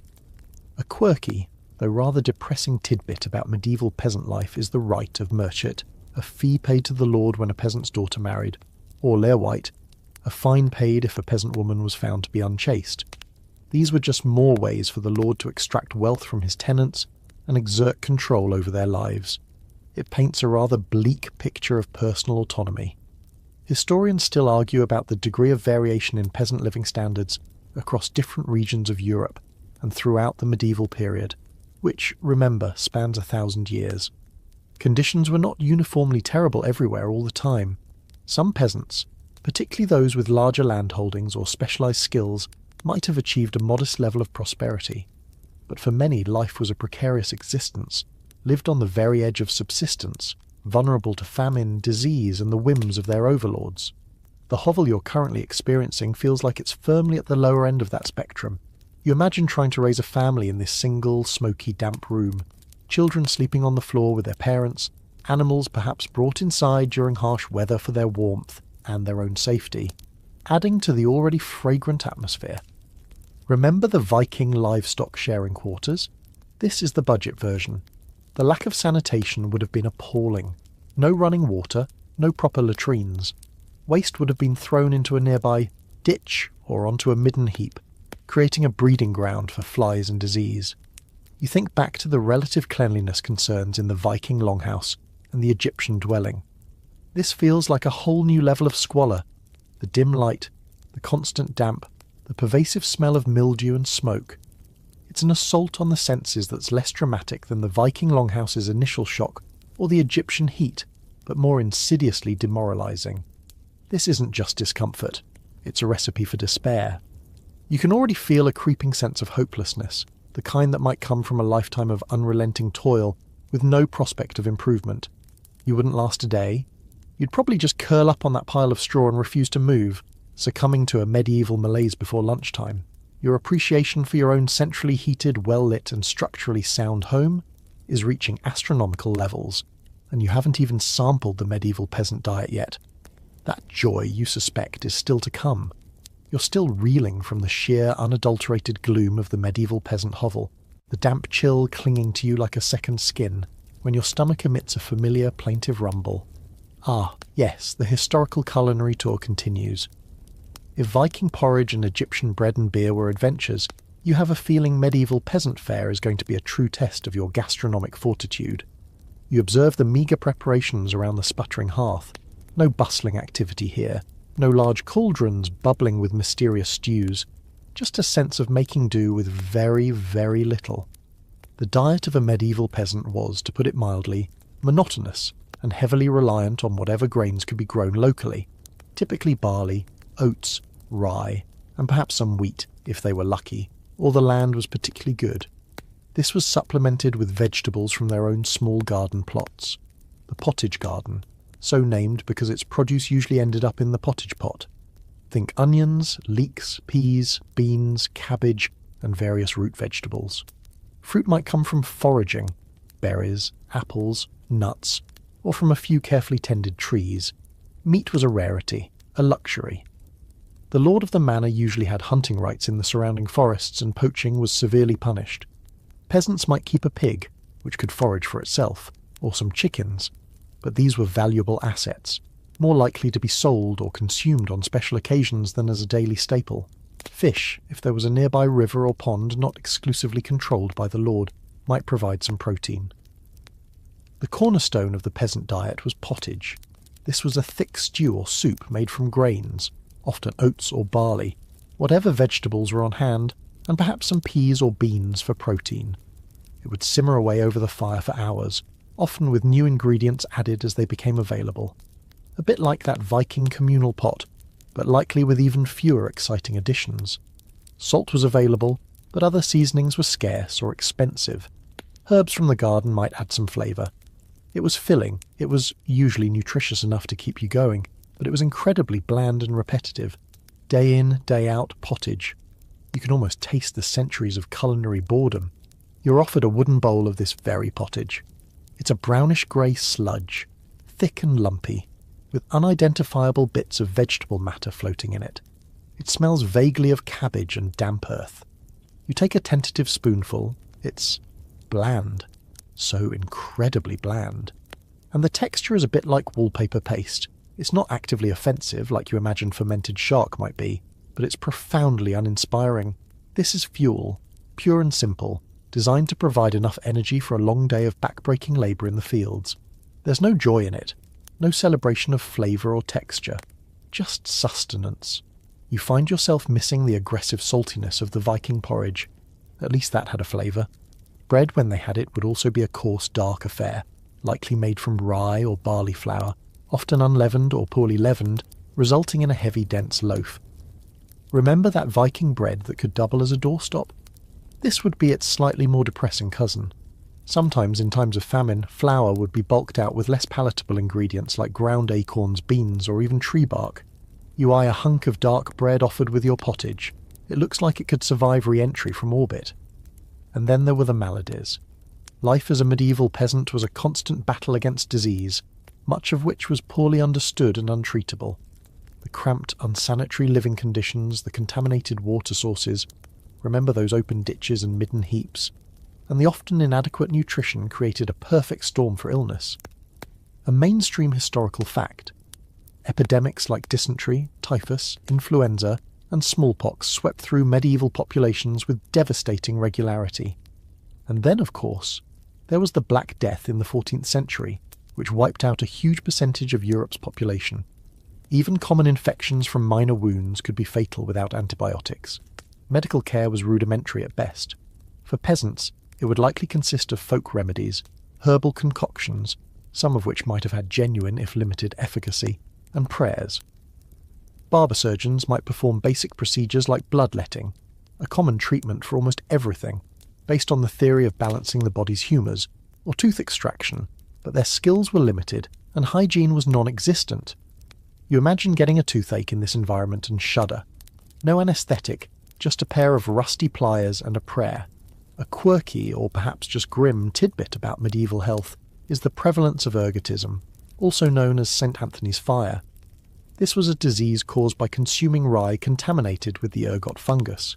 Symptoms included convulsions, hallucinations, gangrene, and a terrifying burning sensation in the limbs.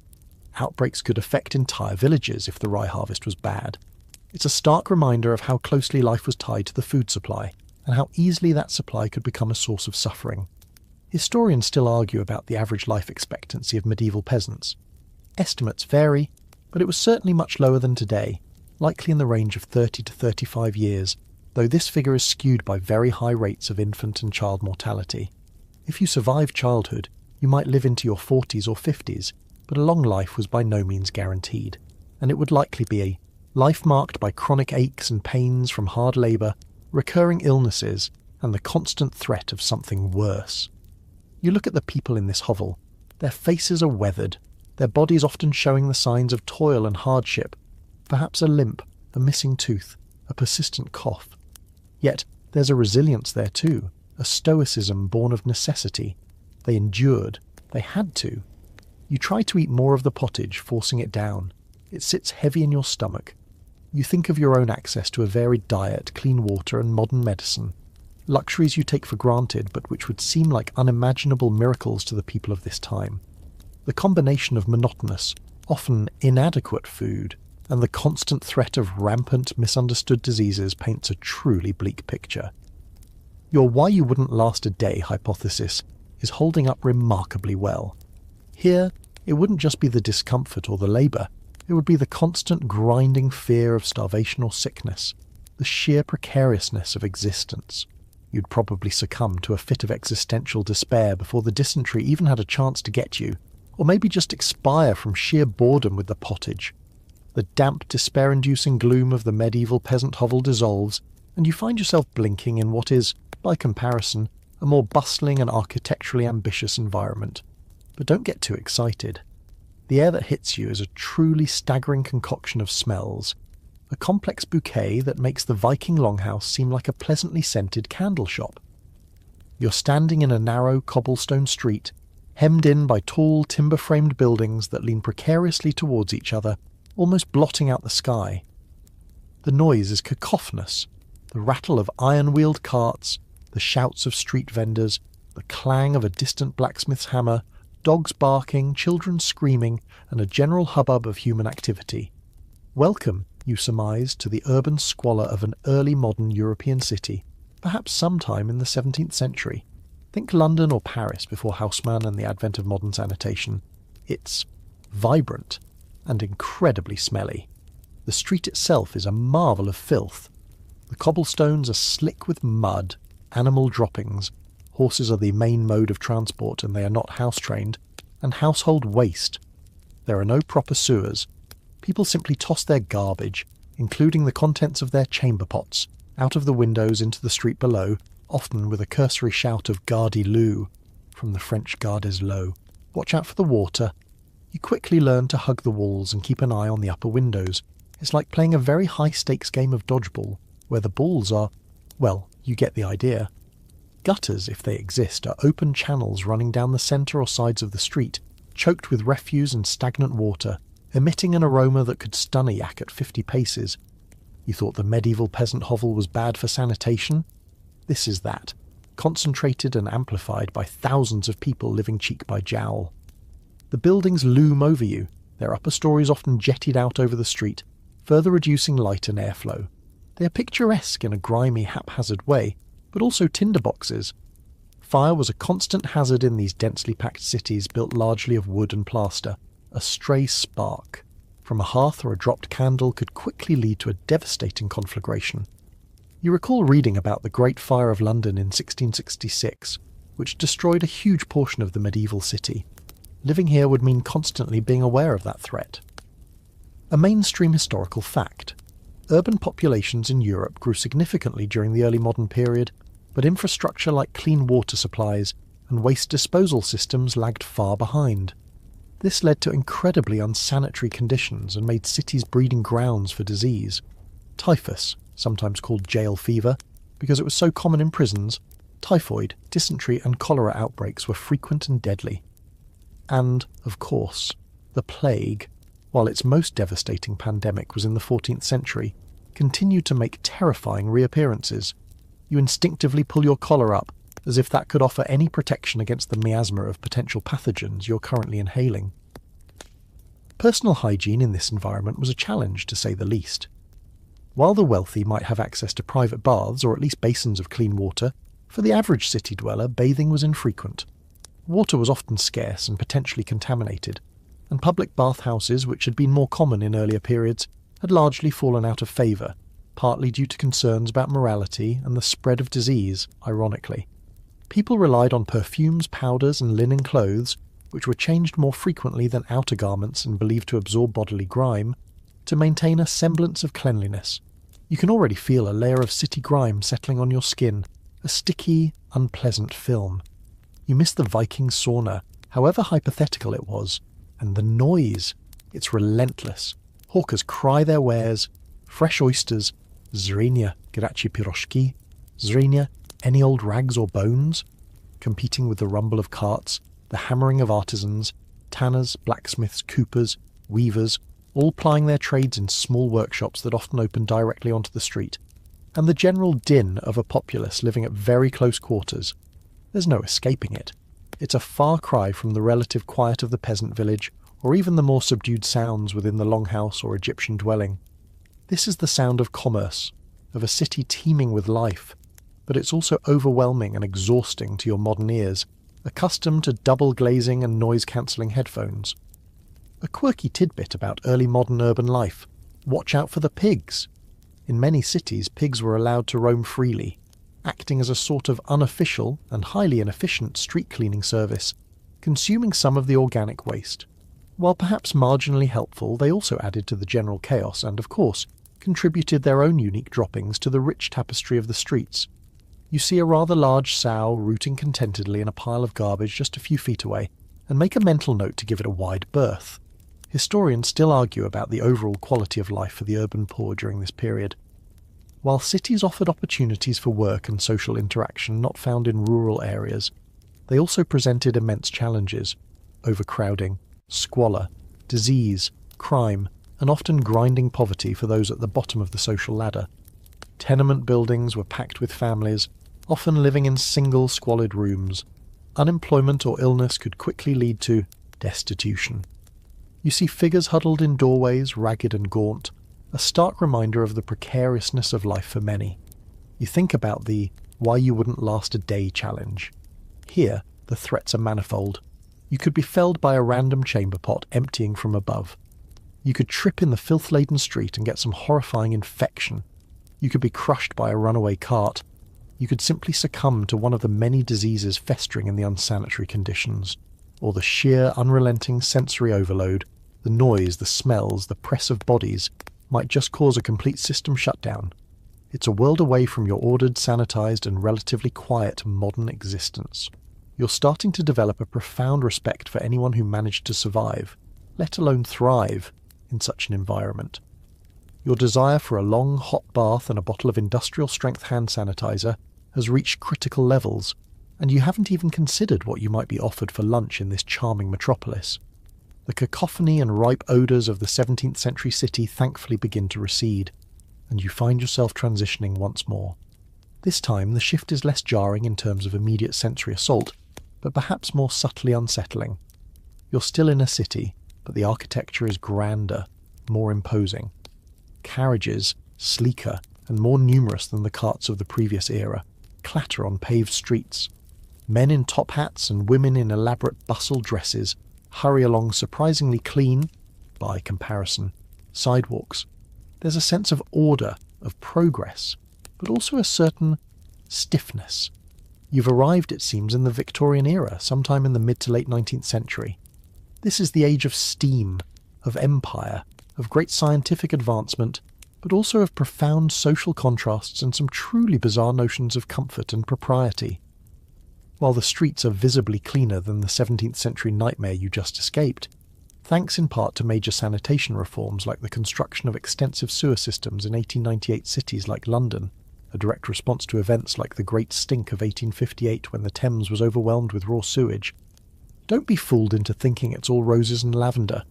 Coal smoke from countless factory chimneys and domestic hearths hangs heavy in the air, creating a perpetual smog that coats buildings in a layer of soot and can, on bad days, make breathing difficult. This is the infamous pea super fog you've read about. So while you might not be dodging flying chamber pots, your lungs are still getting a historical workout. A mainstream historical fact, the Victorian era was a period of immense industrialisation and urbanisation, leading to massive population growth in cities. This created unprecedented wealth for some, but also appalling poverty and overcrowding for many others, living in sprawling slums often hidden just behind the grand facades of the prosperous thoroughfares. The contrast between the lives of the rich and the poor was stark and often brutal.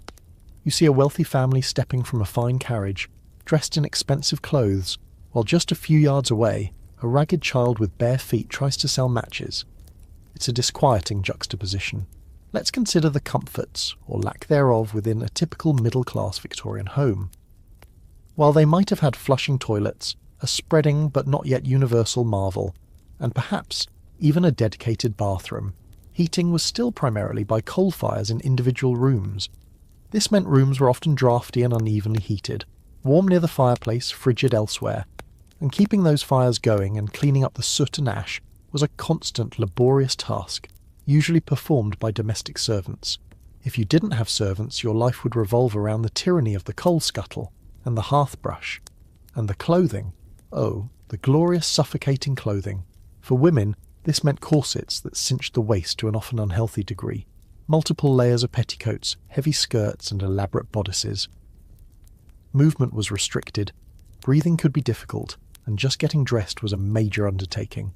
Men fared somewhat better, but their formal attire of stiff collars, cravats, wool suits, and top hats was hardly the epitome of comfort, especially in warmer weather. You, in your increasingly anachronistic and travel-stained attire, feel both underdressed and blessedly unconstricted by comparison. You can't imagine trying to navigate a busy street, let alone perform any actual work, while encased in a Victorian corset. You'd probably faint from lack of oxygen before breakfast. A quirky and rather alarming tidbit from the Victorian era is the widespread use of arsenic and lead in everyday products. Arsenic was used as a pigment in green dyes for wallpaper and clothing, and even in some cosmetics and medicines. Lead was common in paint, water pipes, and even some food adulteration. The long-term health consequences of this casual poisoning were often severe, though not always understood at the time. So that lovely emerald green wallpaper in the drawing room, potentially a toxic hazard. That health tonic you bought from the chemist might just be slowly killing you. It makes you appreciate modern product safety regulations. Historians still argue about the psychological impact of Victorian social mores. The emphasis on propriety, reputation, and the strict segregation of public and private spheres, along with the repression of emotions and sexuality, created a society that was, in many ways, deeply constrained. The ideal of the angel in the house for women, the pressures on men to be stoic providers, the intense scrutiny of social conduct, it all contributed to a certain societal anxiety. While on the surface it might appear more civilized than the raucous eras you've previously visited, there was an undercurrent of tension and often hypocrisy. Even leisure had its discomforts. Think of those early bone-shaker bicycles, or the rigid formality of a Victorian dinner party with its endless courses and strict rules of etiquette.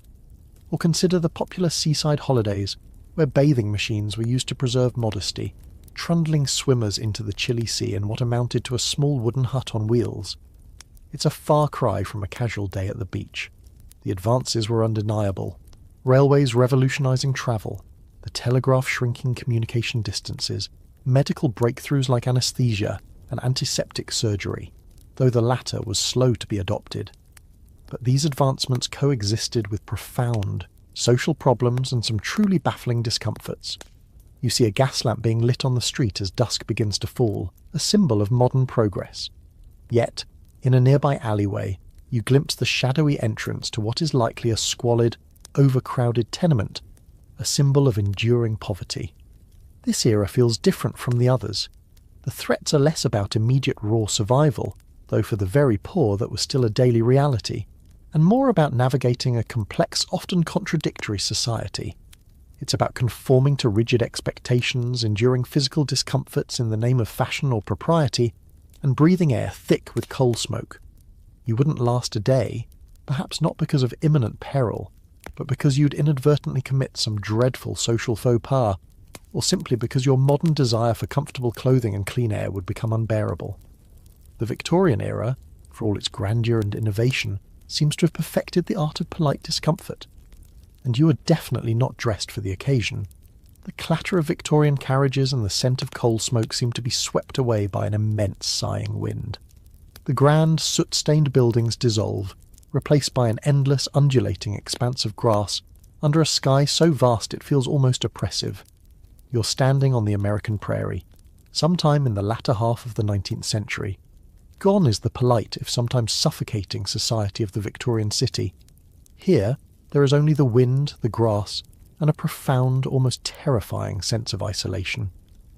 If you are seeking an escape from the constraints of corsets and urban smog, you've certainly found it, though you may have traded one set of profound discomforts for another, far more elemental kind. Your historical endurance test continues, this time on the windswept plains where pioneer spirit met a very harsh reality. The first thing that strikes you is the sheer emptiness. The horizon stretches in every direction, an unbroken line where the pale grass meets the impossibly big sky. There are no trees, no familiar landmarks, just mile upon mile of waving prairie grass. The wind is a constant companion, sometimes a gentle whisper, other times a howling gale that seems to scour the very soul. It whips at your increasingly tattered clothes, which are once again woefully inappropriate for your new surroundings, and fills your ears with a ceaseless rushing sound. It's like the universe forgot to put anything else here, except grass and regret. You spot it in the distance, a low, dark hump on the landscape, looking more like a natural feature than a human dwelling. This, you realise, is your new home, a sod house, or soddy. As you get closer, you see it's constructed from large bricks of prairie turf, stacked like oversized grassy Legos. The roof is also made of sod, laid over a framework of whatever scarce timber could be found or afforded, perhaps cottonwood poles from a distant riverbank. A mainstream historical fact for you: the Homestead Act of 1862 encouraged settlement of the American West by offering 160 acres of federal land to citizens who were willing to live on it, cultivate it, and build a dwelling. For many pioneers, timber was scarce and expensive, making sod the most practical and often only building material available. Building one of these was back-breaking labour. Imagine cutting through the thick, tangled roots of prairie grass with a breaking plough, wrestling heavy strips of sod, often called prairie marble with a good dose of irony, into place, layer by layer. Your shoulders ache just thinking about it. The walls are thick, offering surprisingly good insulation against the brutal prairie winters and the scorching summer heat. But the interior, well, it's an acquired taste. You duck through a low doorway. It's dark, the only light coming from the doorway itself and perhaps a single small greased paper window. The floor is packed earth again. The air smells strongly of damp soil, old grass, and a faint smoky scent from a small stove or hearth, fueled by precious wood or more likely dried buffalo or cow chips. Yes, you read that right. Fuel was so scarce that prairie coal, animal dung, was a common and necessary resource. Romantic, isn't it? The ceiling is low, and you can see the underside of the sod roof, complete with dangling grass roots, and, you suspect, a thriving ecosystem of insects and small creatures. A quirky and rather unsettling tidbit about sod houses is that they were notorious for dropping dirt, debris, and unwelcome visitors, like mice, spiders, and even the occasional snake from the ceiling, especially after a rain. Families often stretched canvas or cloth under the worst spots to catch the fallout. Dinner and shower all at once. Life here is a relentless struggle against the elements and the unyielding land. Farming this virgin prairie was incredibly tough. The sod was thick and hard to break. Droughts were frequent, searing the crops in the fields. Blizzards in winter could rage for days, isolating families completely and threatening livestock. Prairie fires, sparked by lightning or human carelessness, could sweep across the plains with terrifying speed, destroying everything in their path. And then there were the plagues of grasshoppers or locusts, which could descend in biblical swarms and devour an entire season's crops in a matter of hours.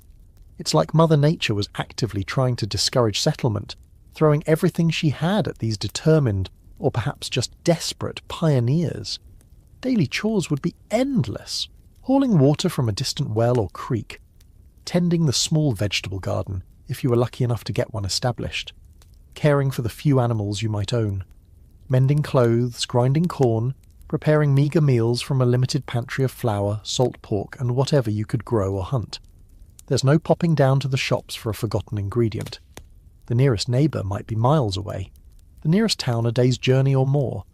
The isolation could be crushing, especially for women, who often bore the brunt of domestic labour and childcare in these remote, lonely settings.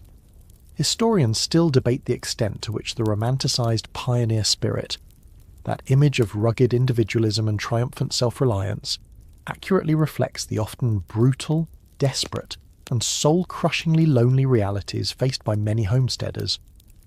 While stories of resilience and community are certainly true, so too are stories of failure, despair, mental breakdown, and families forced to abandon their claims after years of fruitless struggle. It wasn't a picturesque adventure for everyone. For many, it was a grim battle for survival.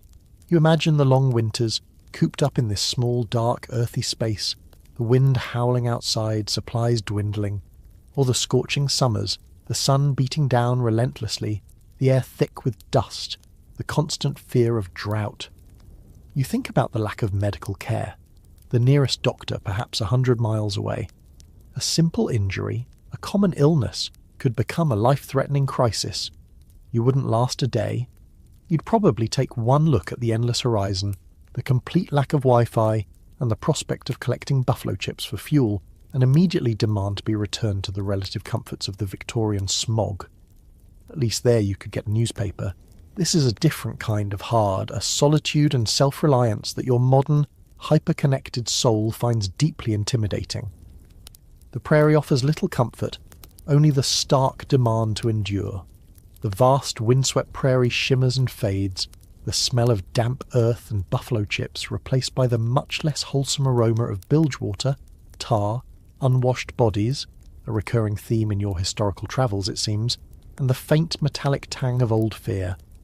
The endless grass gives way to splintered, weathered wood beneath your feet, and the sighing wind is now the snap and creak of rigging and the rhythmic slosh of waves against a hull. You've been transported, rather alarmingly, to the deck of a 17th or early 18th century pirate ship. Avast, ye landlubber. Your historical discomfort tour has taken a decidedly nautical and likely very unpleasant turn. Forget the swashbuckling romance. The reality of life aboard a pirate vessel was mostly grim, brutal, and short. The first thing that hits you, after the smell, is the sheer claustrophobic lack of space. The deck is crowded with rough-looking men, a motley collection of nationalities and temperaments, all armed to the teeth with pistols, cutlasses, and a general air of simmering violence.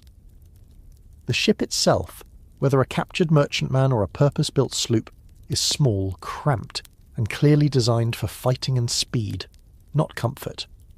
Below decks, where the majority of the crew would eat and sleep, conditions would be even worse, dark, airless, and perpetually damp. You can almost feel the rats scurrying in the bilges. Remember the Viking Longhouse's communal sleeping arrangements?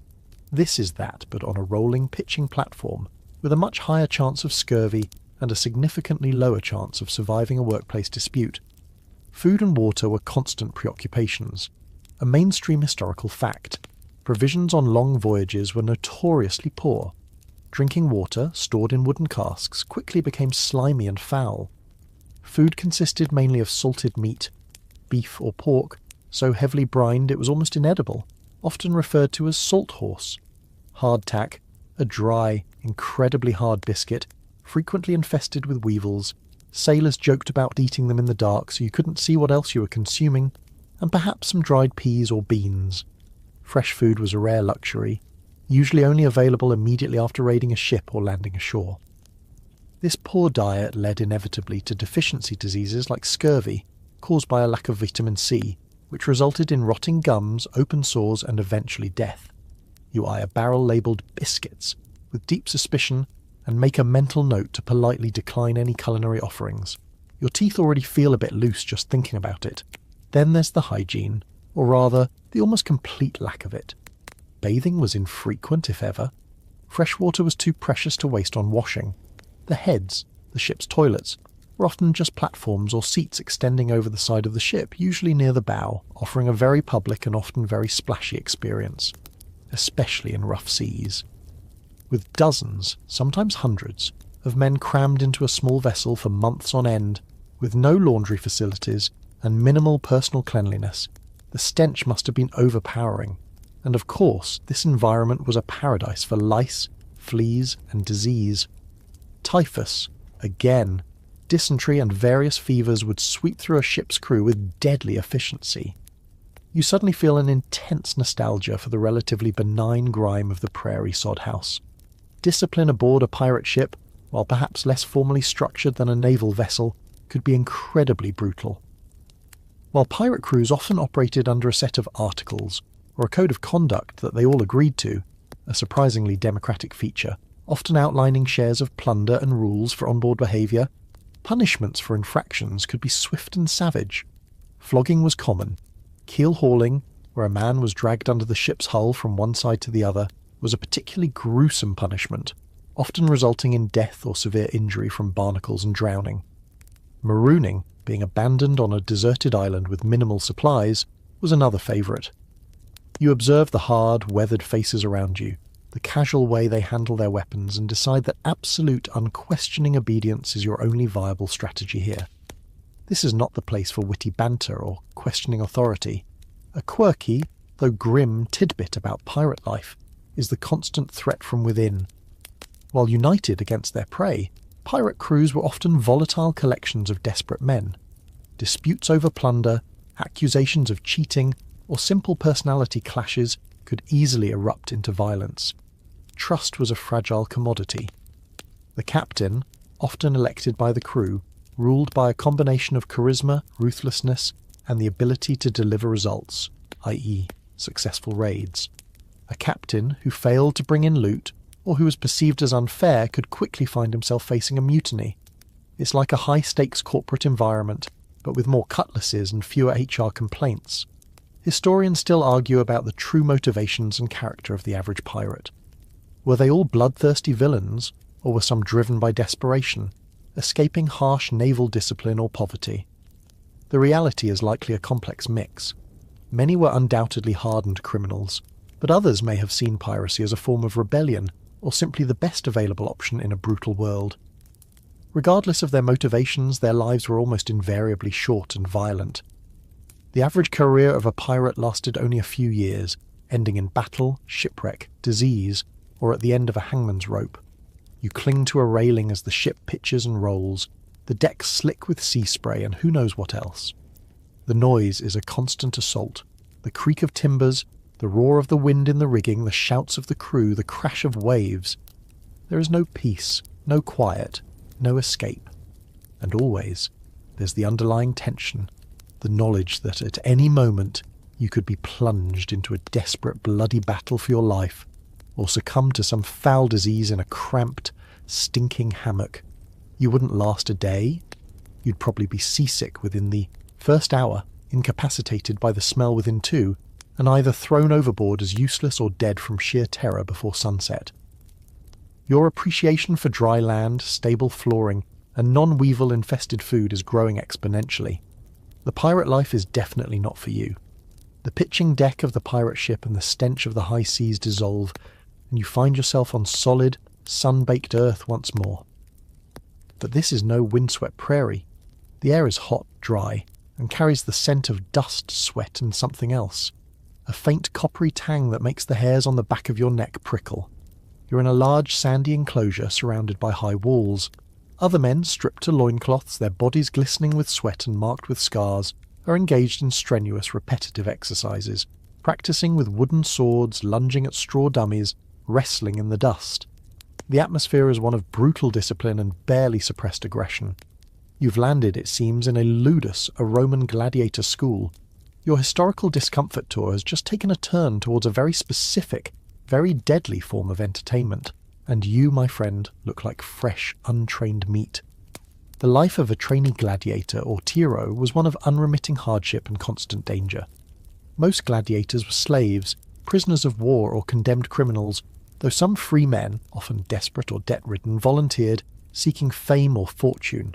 Regardless of their origin, once they entered the ludus, their lives were no longer their own.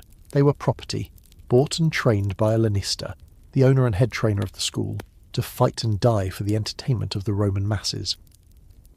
Forget any romantic notions of noble warriors choosing their fate. This was a brutal, exploitative business. The training was incredibly rigorous and designed to turn raw recruits into efficient killing machines. A mainstream historical fact. Gladiators were highly specialized, trained in specific fighting styles with particular types of weapons and armor, like the Murmillo with his large shield and sword, the Retiarius with his net and trident, or the Thraex with his small shield and curved dagger. This specialization made for more interesting and varied matchups in the arena.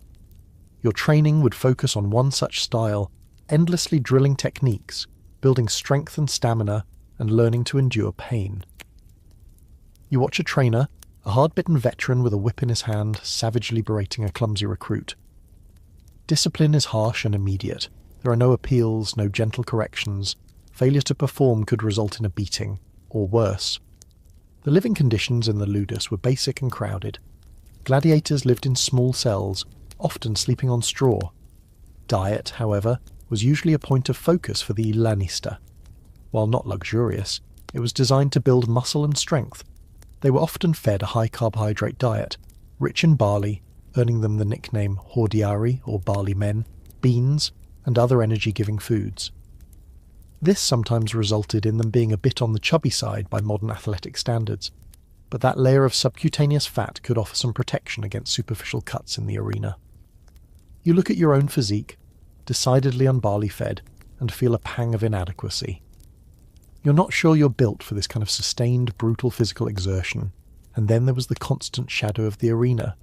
Every training session, every drill, was a preparation for that moment when you would step out onto the sand before a roaring crowd to fight for your life. The psychological pressure must have been immense. While not every gladiatorial contest ended in death, experienced, skilled gladiators were valuable investments, and a missia, a reprieve granted to a defeated but brave gladiator, was not uncommon. The risk was always there. A thumbs down from the crowd or the editor of the games could mean a swift, brutal end. You imagine the roar of the Colosseum, the smell of blood and fear, and a cold dread settles in your stomach.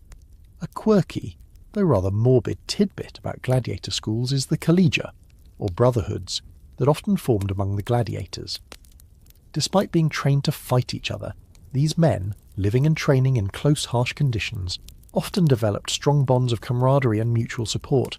They might contribute to burial funds for fallen comrades, or look out for each other within the brutal confines of the ludus. It's a poignant reminder of humanity finding ways to assert itself even in the most dehumanizing circumstances.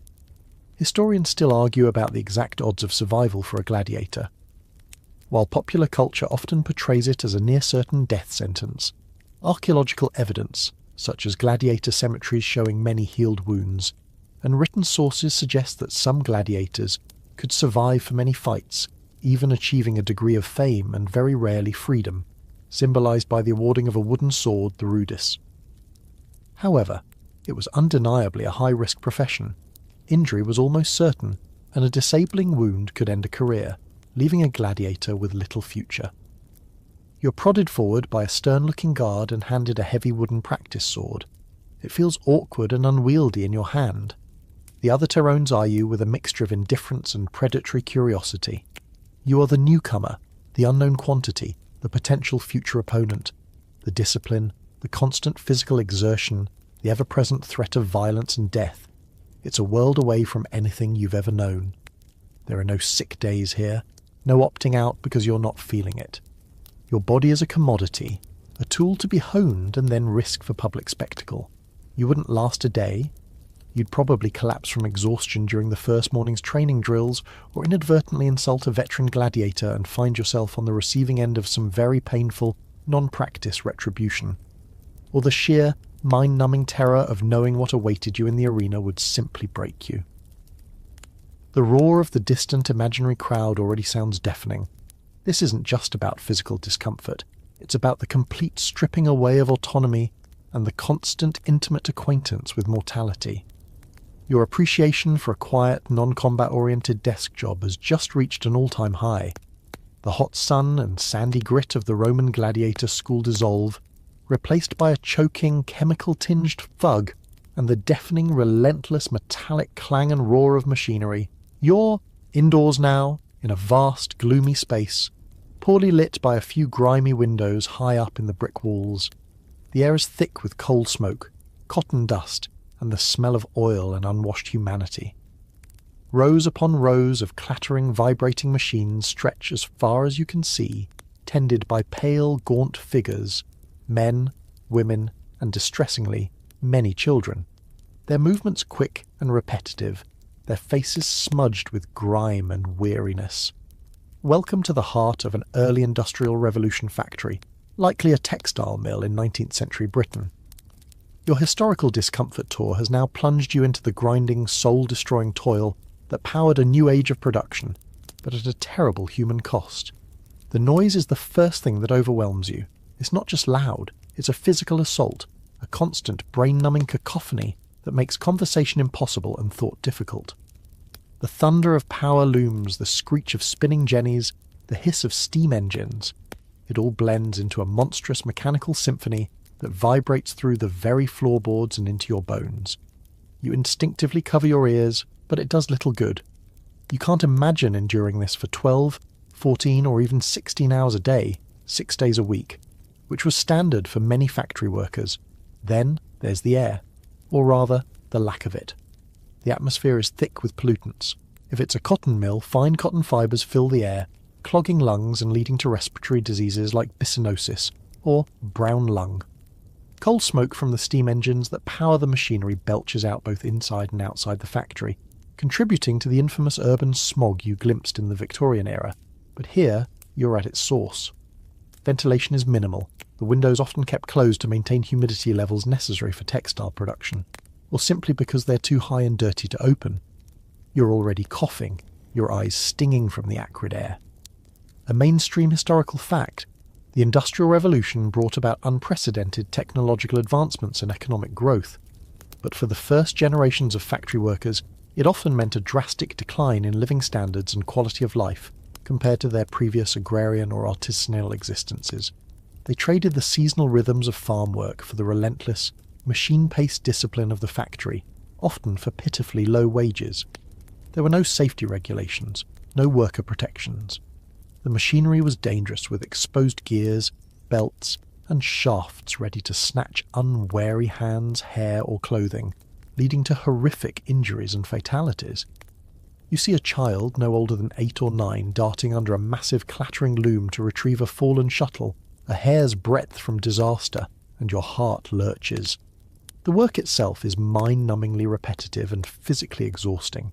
You're assigned a task, perhaps piecing together broken threads on a spinning machine or feeding raw cotton into a carding engine, and you must perform it over and over at speed for hours on end under the watchful eye of an overseer who won't tolerate slackness. The pace is dictated by the machines, not by human capacity. A moment's inattention can lead to a mistake, a reprimand, a docked wage, or worse, a serious accident.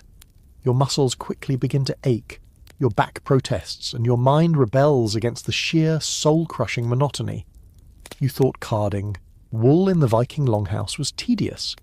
This is tedium weaponized, amplified by noise, danger, and pollution. And the hours. Oh, the hours. The factory whistle would blow before dawn, summoning workers from their squalid, overcrowded slum dwellings, often located right next to the factory enveloped in its smoke and grime. They would toil until well after dusk, with perhaps a short break for a meagre meal, eaten amidst the noise and filth of the factory floor. There was no concept of a weekend as you know it, perhaps only Sunday off, and often not even that during busy periods. This relentless labour left little time or energy for family life, education, or any form of leisure. It was a cycle of work, eat poorly, sleep fitfully, repeat. A quirky, or rather tragic aspect of early industrial life was the reliance on child labour. Children, with their small, nimble fingers, were considered ideal for certain tasks, especially in textile mills. They were also cheaper to employ and easier to control than adults. Many started working from the age of 5 or 6, enduring the same long hours and dangerous conditions as their parents, for a fraction of the pay. Their childhoods were stolen, their health ruined, their futures bleak. It's a horrifying thought, seeing these small figures toiling amidst the monstrous machinery. Historians still debate the overall impact of the Industrial Revolution, weighing its long-term benefits in terms of technological progress and increased productivity against the immense human suffering it caused in its early stages. While it eventually led to higher living standards for many, for those who lived and died in these first factories, it was often a period of unmitigated misery and exploitation. There were reformers who spoke out against these conditions, like Lord Shaftesbury in Britain, who campaigned for factory acts to limit working hours and improve safety, but progress was slow and hard-won. You wouldn't last a day? You'd probably be deafened by noon, choking on cotton dust by mid-afternoon, and either maimed by a machine or collapsing from sheer exhaustion and despair before your first shift even ended. The sheer, dehumanizing brutality of the environment, the relentless noise, the polluted air, the constant danger, and the crushing monotony. It's a vision of hell forged in iron and steam. Your appreciation for worker rights, safety regulations, Clean Air Acts, and the 8-hour workday skyrockets to an entirely new dimension. This isn't just discomfort, it's a systematic assault on human dignity. The deafening roar of the Industrial Revolution factory fades, the metallic tang of oil and coal smoke replaced by the primal sense of damp earth, cold stone, and the musky aroma of animal hides. The oppressive man-made structures dissolve, and you find yourself in the dim, flickering light of a fire, deep within the mouth of a cave. The air is cold, carrying the distant howl of a wolf and the drip, drip, drip of water seeping through limestone. Rough, unadorned rock walls curve around you, and the floor is uneven, littered with animal bones and chipped stones. You've journeyed back, way back, to the very dawn of human experience, to the life of a prehistoric cave dweller. Your historical endurance test has reached its most elemental, most stripped-down stage. Forget lasting a day. Surviving an hour here will be a profound challenge. The first thing that strikes you is the profound silence, broken only by the crackle of the fire, the drip of water, and those unnerving sounds from the wilderness outside. It's a silence that speaks of immense solitude and ever-present danger. The comforts of even the most basic historical societies you've visited, the Viking Longhouse's communal warmth, the Egyptian village's shared labour, even the medieval peasants' meagre but established community, are utterly absent here. You are, or at least feel, profoundly alone, reliant on nothing but your own wits and the most primitive of tools for survival. Shelter is this cave. It offers protection from the worst of the elements, the biting wind, the snow, the rain, and a defensible position against predators. But it's also damp, cold, and utterly without modern amenities. No central heating, no running water, except for that irritating drip, no comfortable Axminster carpet, just cold, hard rock. The fire is the heart of this existence, providing not only warmth and light, but also a means to cook food, if you can get any, and deter the things that lurk in the darkness beyond its flickering glow. Keeping that fire going is a constant, critical task. Running out of fuel isn't an option, a mainstream historical fact. For vast stretches of human prehistory, the Paleolithic or Old Stone Age for instance, which lasted for millions of years, our ancestors lived as hunter-gatherers, relying on foraging for edible plants and hunting wild animals for sustenance. They lived in small nomadic groups, following animal migrations and seasonal food sources, often using caves or rock shelters as temporary or seasonal homes. Their lives were intimately tied to the natural world, a world that was both provider and constant threat. Food acquisition is the primary all-consuming daily struggle. You see a collection of crudely sharpened sticks, primitive spears, and chipped stone tools that look like they require immense skill and patience to create, let alone use effectively. Hunting would involve tracking animals, often large and dangerous, mammoths, bison, cave bears, using stealth, cooperation, if you're part of a small band, and a deep understanding of animal behaviour. Failure means hunger, injury, without any medical care beyond perhaps some chewed herbs or a poultice of mud, could easily mean death, either from the wound itself or from subsequent infection. Foraging for plants, roots, berries, and nuts would be equally important, requiring extensive knowledge of what was edible and what was poisonous. You look at your own soft hands, utterly unsuited for knapping flint or digging for tubers, and feel a profound sense of uselessness. Your survival skills, honed by navigating supermarket aisles and online ordering, are hilariously inadequate here. And then there are the predators. Saber-toothed cats, giant cave bears, packs of wolves. The prehistoric world was teeming with animals that would view a lone, unskilled human as an easy meal. Every venture out of the cave to hunt, gather, or fetch water would be fraught with peril. Even within the cave, vigilance would be constant, especially at night. The fire is your main defence, but it needs to be fed. You imagine huddling close to the flames, listening to the terrifying roars and snarls from the darkness, hoping the flimsy barrier of firelight will be enough to keep them at bay. A quirky, though perhaps speculative, tidbit about cave life. Some of the earliest art in the world is found in caves. Stunning paintings of animals, hunting scenes, and abstract symbols, created tens of thousands of years ago. What drove these early humans to create such beautiful and often inaccessible art in the depths of dark caves, using primitive pigments and flickering torchlight? Was it ritual, magic, storytelling, or simply an innate human urge to create and make sense of their world? It's a profound mystery that connects us directly to these ancient ancestors. You peer at the cave walls, half expecting to see the faint outline of a bison or a handprint. Historians, or rather prehistorians and archaeologists, still argue about many aspects of daily life in these remote eras, as the evidence is scarce and often open to interpretation. What was the exact nature of their social structures, their belief systems, their communication? We can infer much from skeletal remains, stone tools, and cave art, but many details remain shrouded in the mists of deep time. What is clear is that life was incredibly harsh, a constant struggle for the barest essentials. You shiver despite the fire, The cold from the stone floor seems to seep into your bones. Your modern clothing, which has now been through a Viking Longhouse, Egyptian heat, medieval damp, urban grime, Victorian smog, prairie winds, pirate ships, gladiator schools and factory pollution, is practically disintegrating and offers no protection against this primal chill. You are hungry, you are cold, you are probably terrified, and you are acutely aware of your own fragility. There are no easy meals, no secure shelters beyond this cold stone, no guarantees of surviving the next hour, let alone the next day. You wouldn't last a day. You'd likely be dead before your first prehistoric sunrise, eaten by a cave hyena, frozen in your sleep, or perhaps just succumbing to a fatal bout of despair at the sheer, overwhelming bleakness and a sudden, intense craving for a hot shower and a pizza. This is survival in its rawest, most uncompromising form. Every breath, every small success would be a victory. And it makes all the other historical discomforts you've endured seem like minor inconveniences by comparison. Your journey through time has brought you to the very bedrock of human existence, and it is a profoundly humbling and terrifying place to be.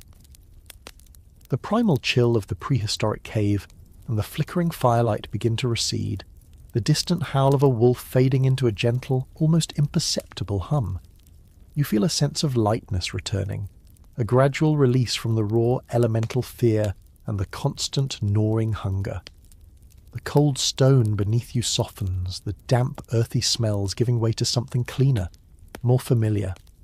The oppressive weight of historical discomforts, from the Viking Longhouse's acrid smoke and flea-ridden furs, through the Egyptian sun's relentless baking, the medieval peasant's damp hovel, the early modern city's overflowing squalor, the Victorian era's polite suffocation, the prairie pioneer's desolate isolation, the pirate ship's grim realities, the gladiator school's brutal discipline, the Industrial Revolution factory's deafening toil, and finally the cave, dwellers' terrifying struggle for bare existence.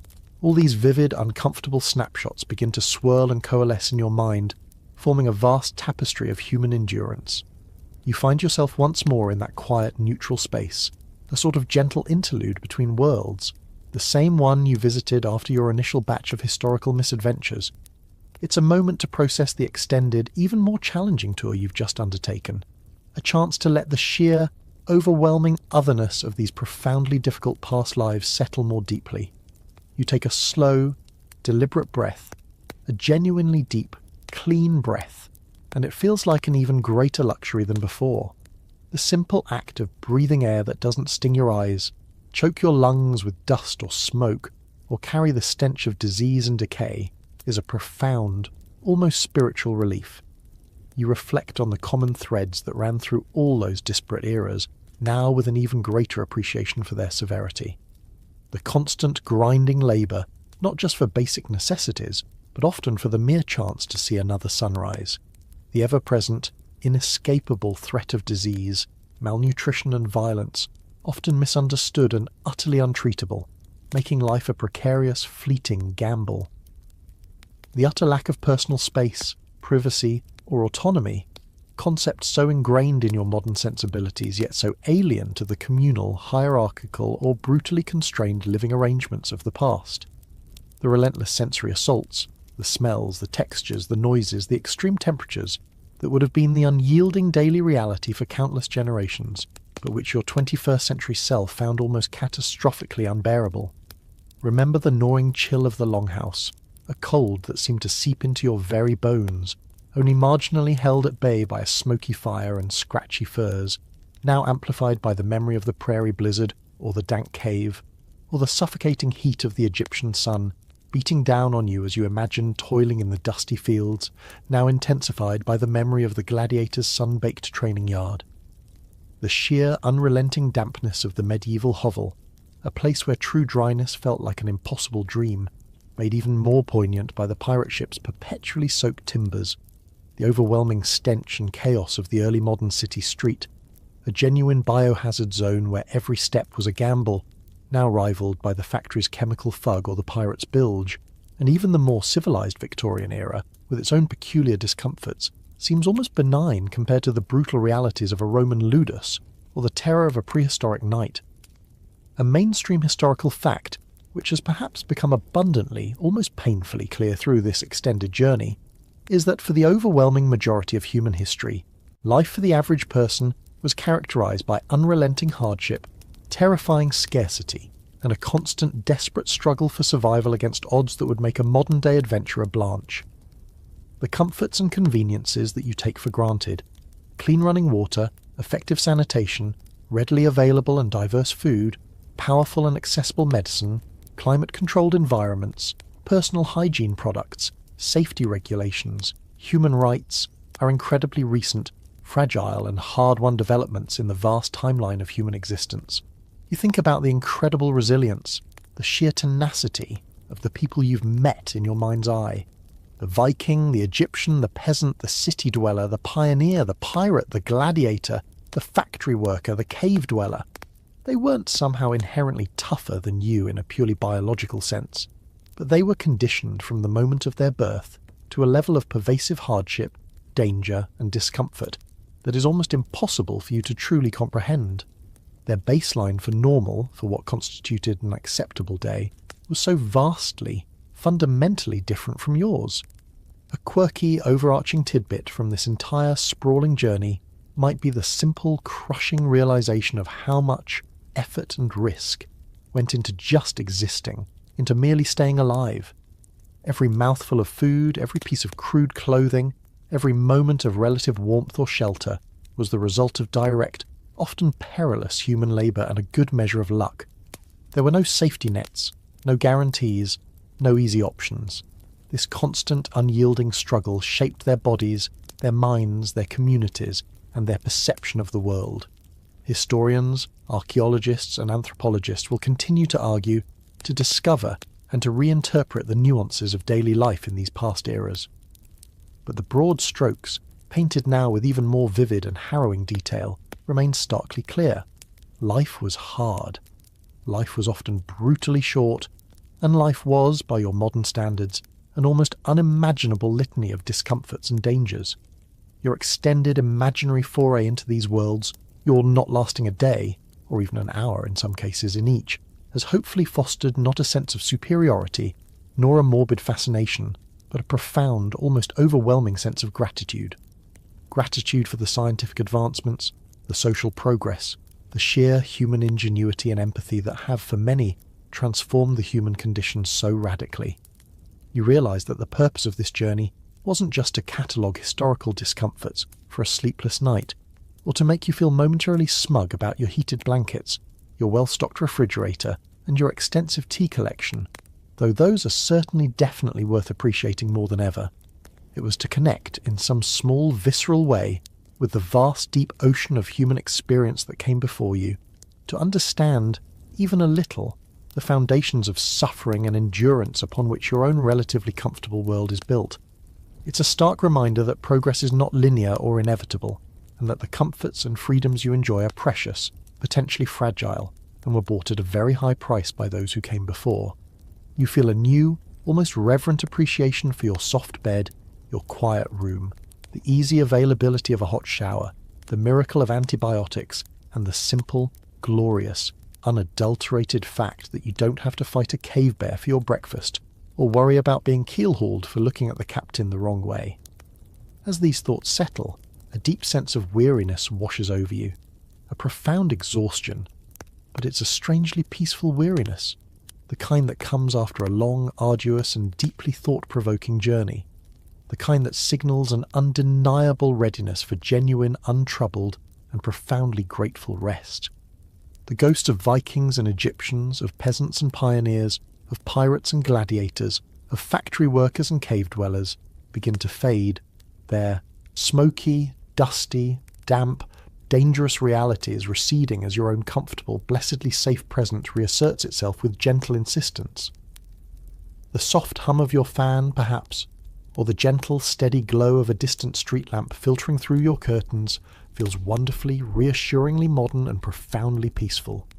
The trials of the Longhouse, the stench of the medieval street, the oppressive heat of the Nile, the grinding toil of the factory, the primal fear of the cave, these are now just fading echoes, stories to lull you into an even deeper appreciation of your own quiet, clean, and comfortable sanctuary. You can let go of the need to chop wood for the fire, or fight for your share of weevil-infested hardtack, or worry about the contents of the chamber pot being emptied from the window above. No pottage, no salt horse, no desperate foraging awaits you for breakfast, unless you happen to be a particularly adventurous and historically committed chef with a penchant for extreme culinary reenactment. Your eyelids feel exceptionally heavy now, the accumulated weight of centuries of imaginary hardship and historical empathy pressing them gently, irrevocably closed. The images of those past lives, once so vivid and demanding, now soften and blur, becoming like half-forgotten, distant dreams, their sharp edges smoothed by the balm of your present comfort. The myriad discomforts you vicariously experienced, from the mundane to the terrifying, only serve to heighten the profound, almost sacred comfort of your own bed, the gentle, unwavering support of your pillow, the clean, fresh, untainted air in your room. You're safe, you're warm, you're blessedly, wonderfully free from the immediate, pressing, life-or-death concerns that shape the days and nights, the very existence of those who came before. Let the gentle, soothing cadence of this thought guide you further and further into stillness, into profound peace. The long journey is truly over for tonight. Allow yourself to drift, to float, to sink into a truly restful, deeply appreciative and well-deserved slumber, wrapped in the quiet, unassuming and now deeply cherished luxury of the now.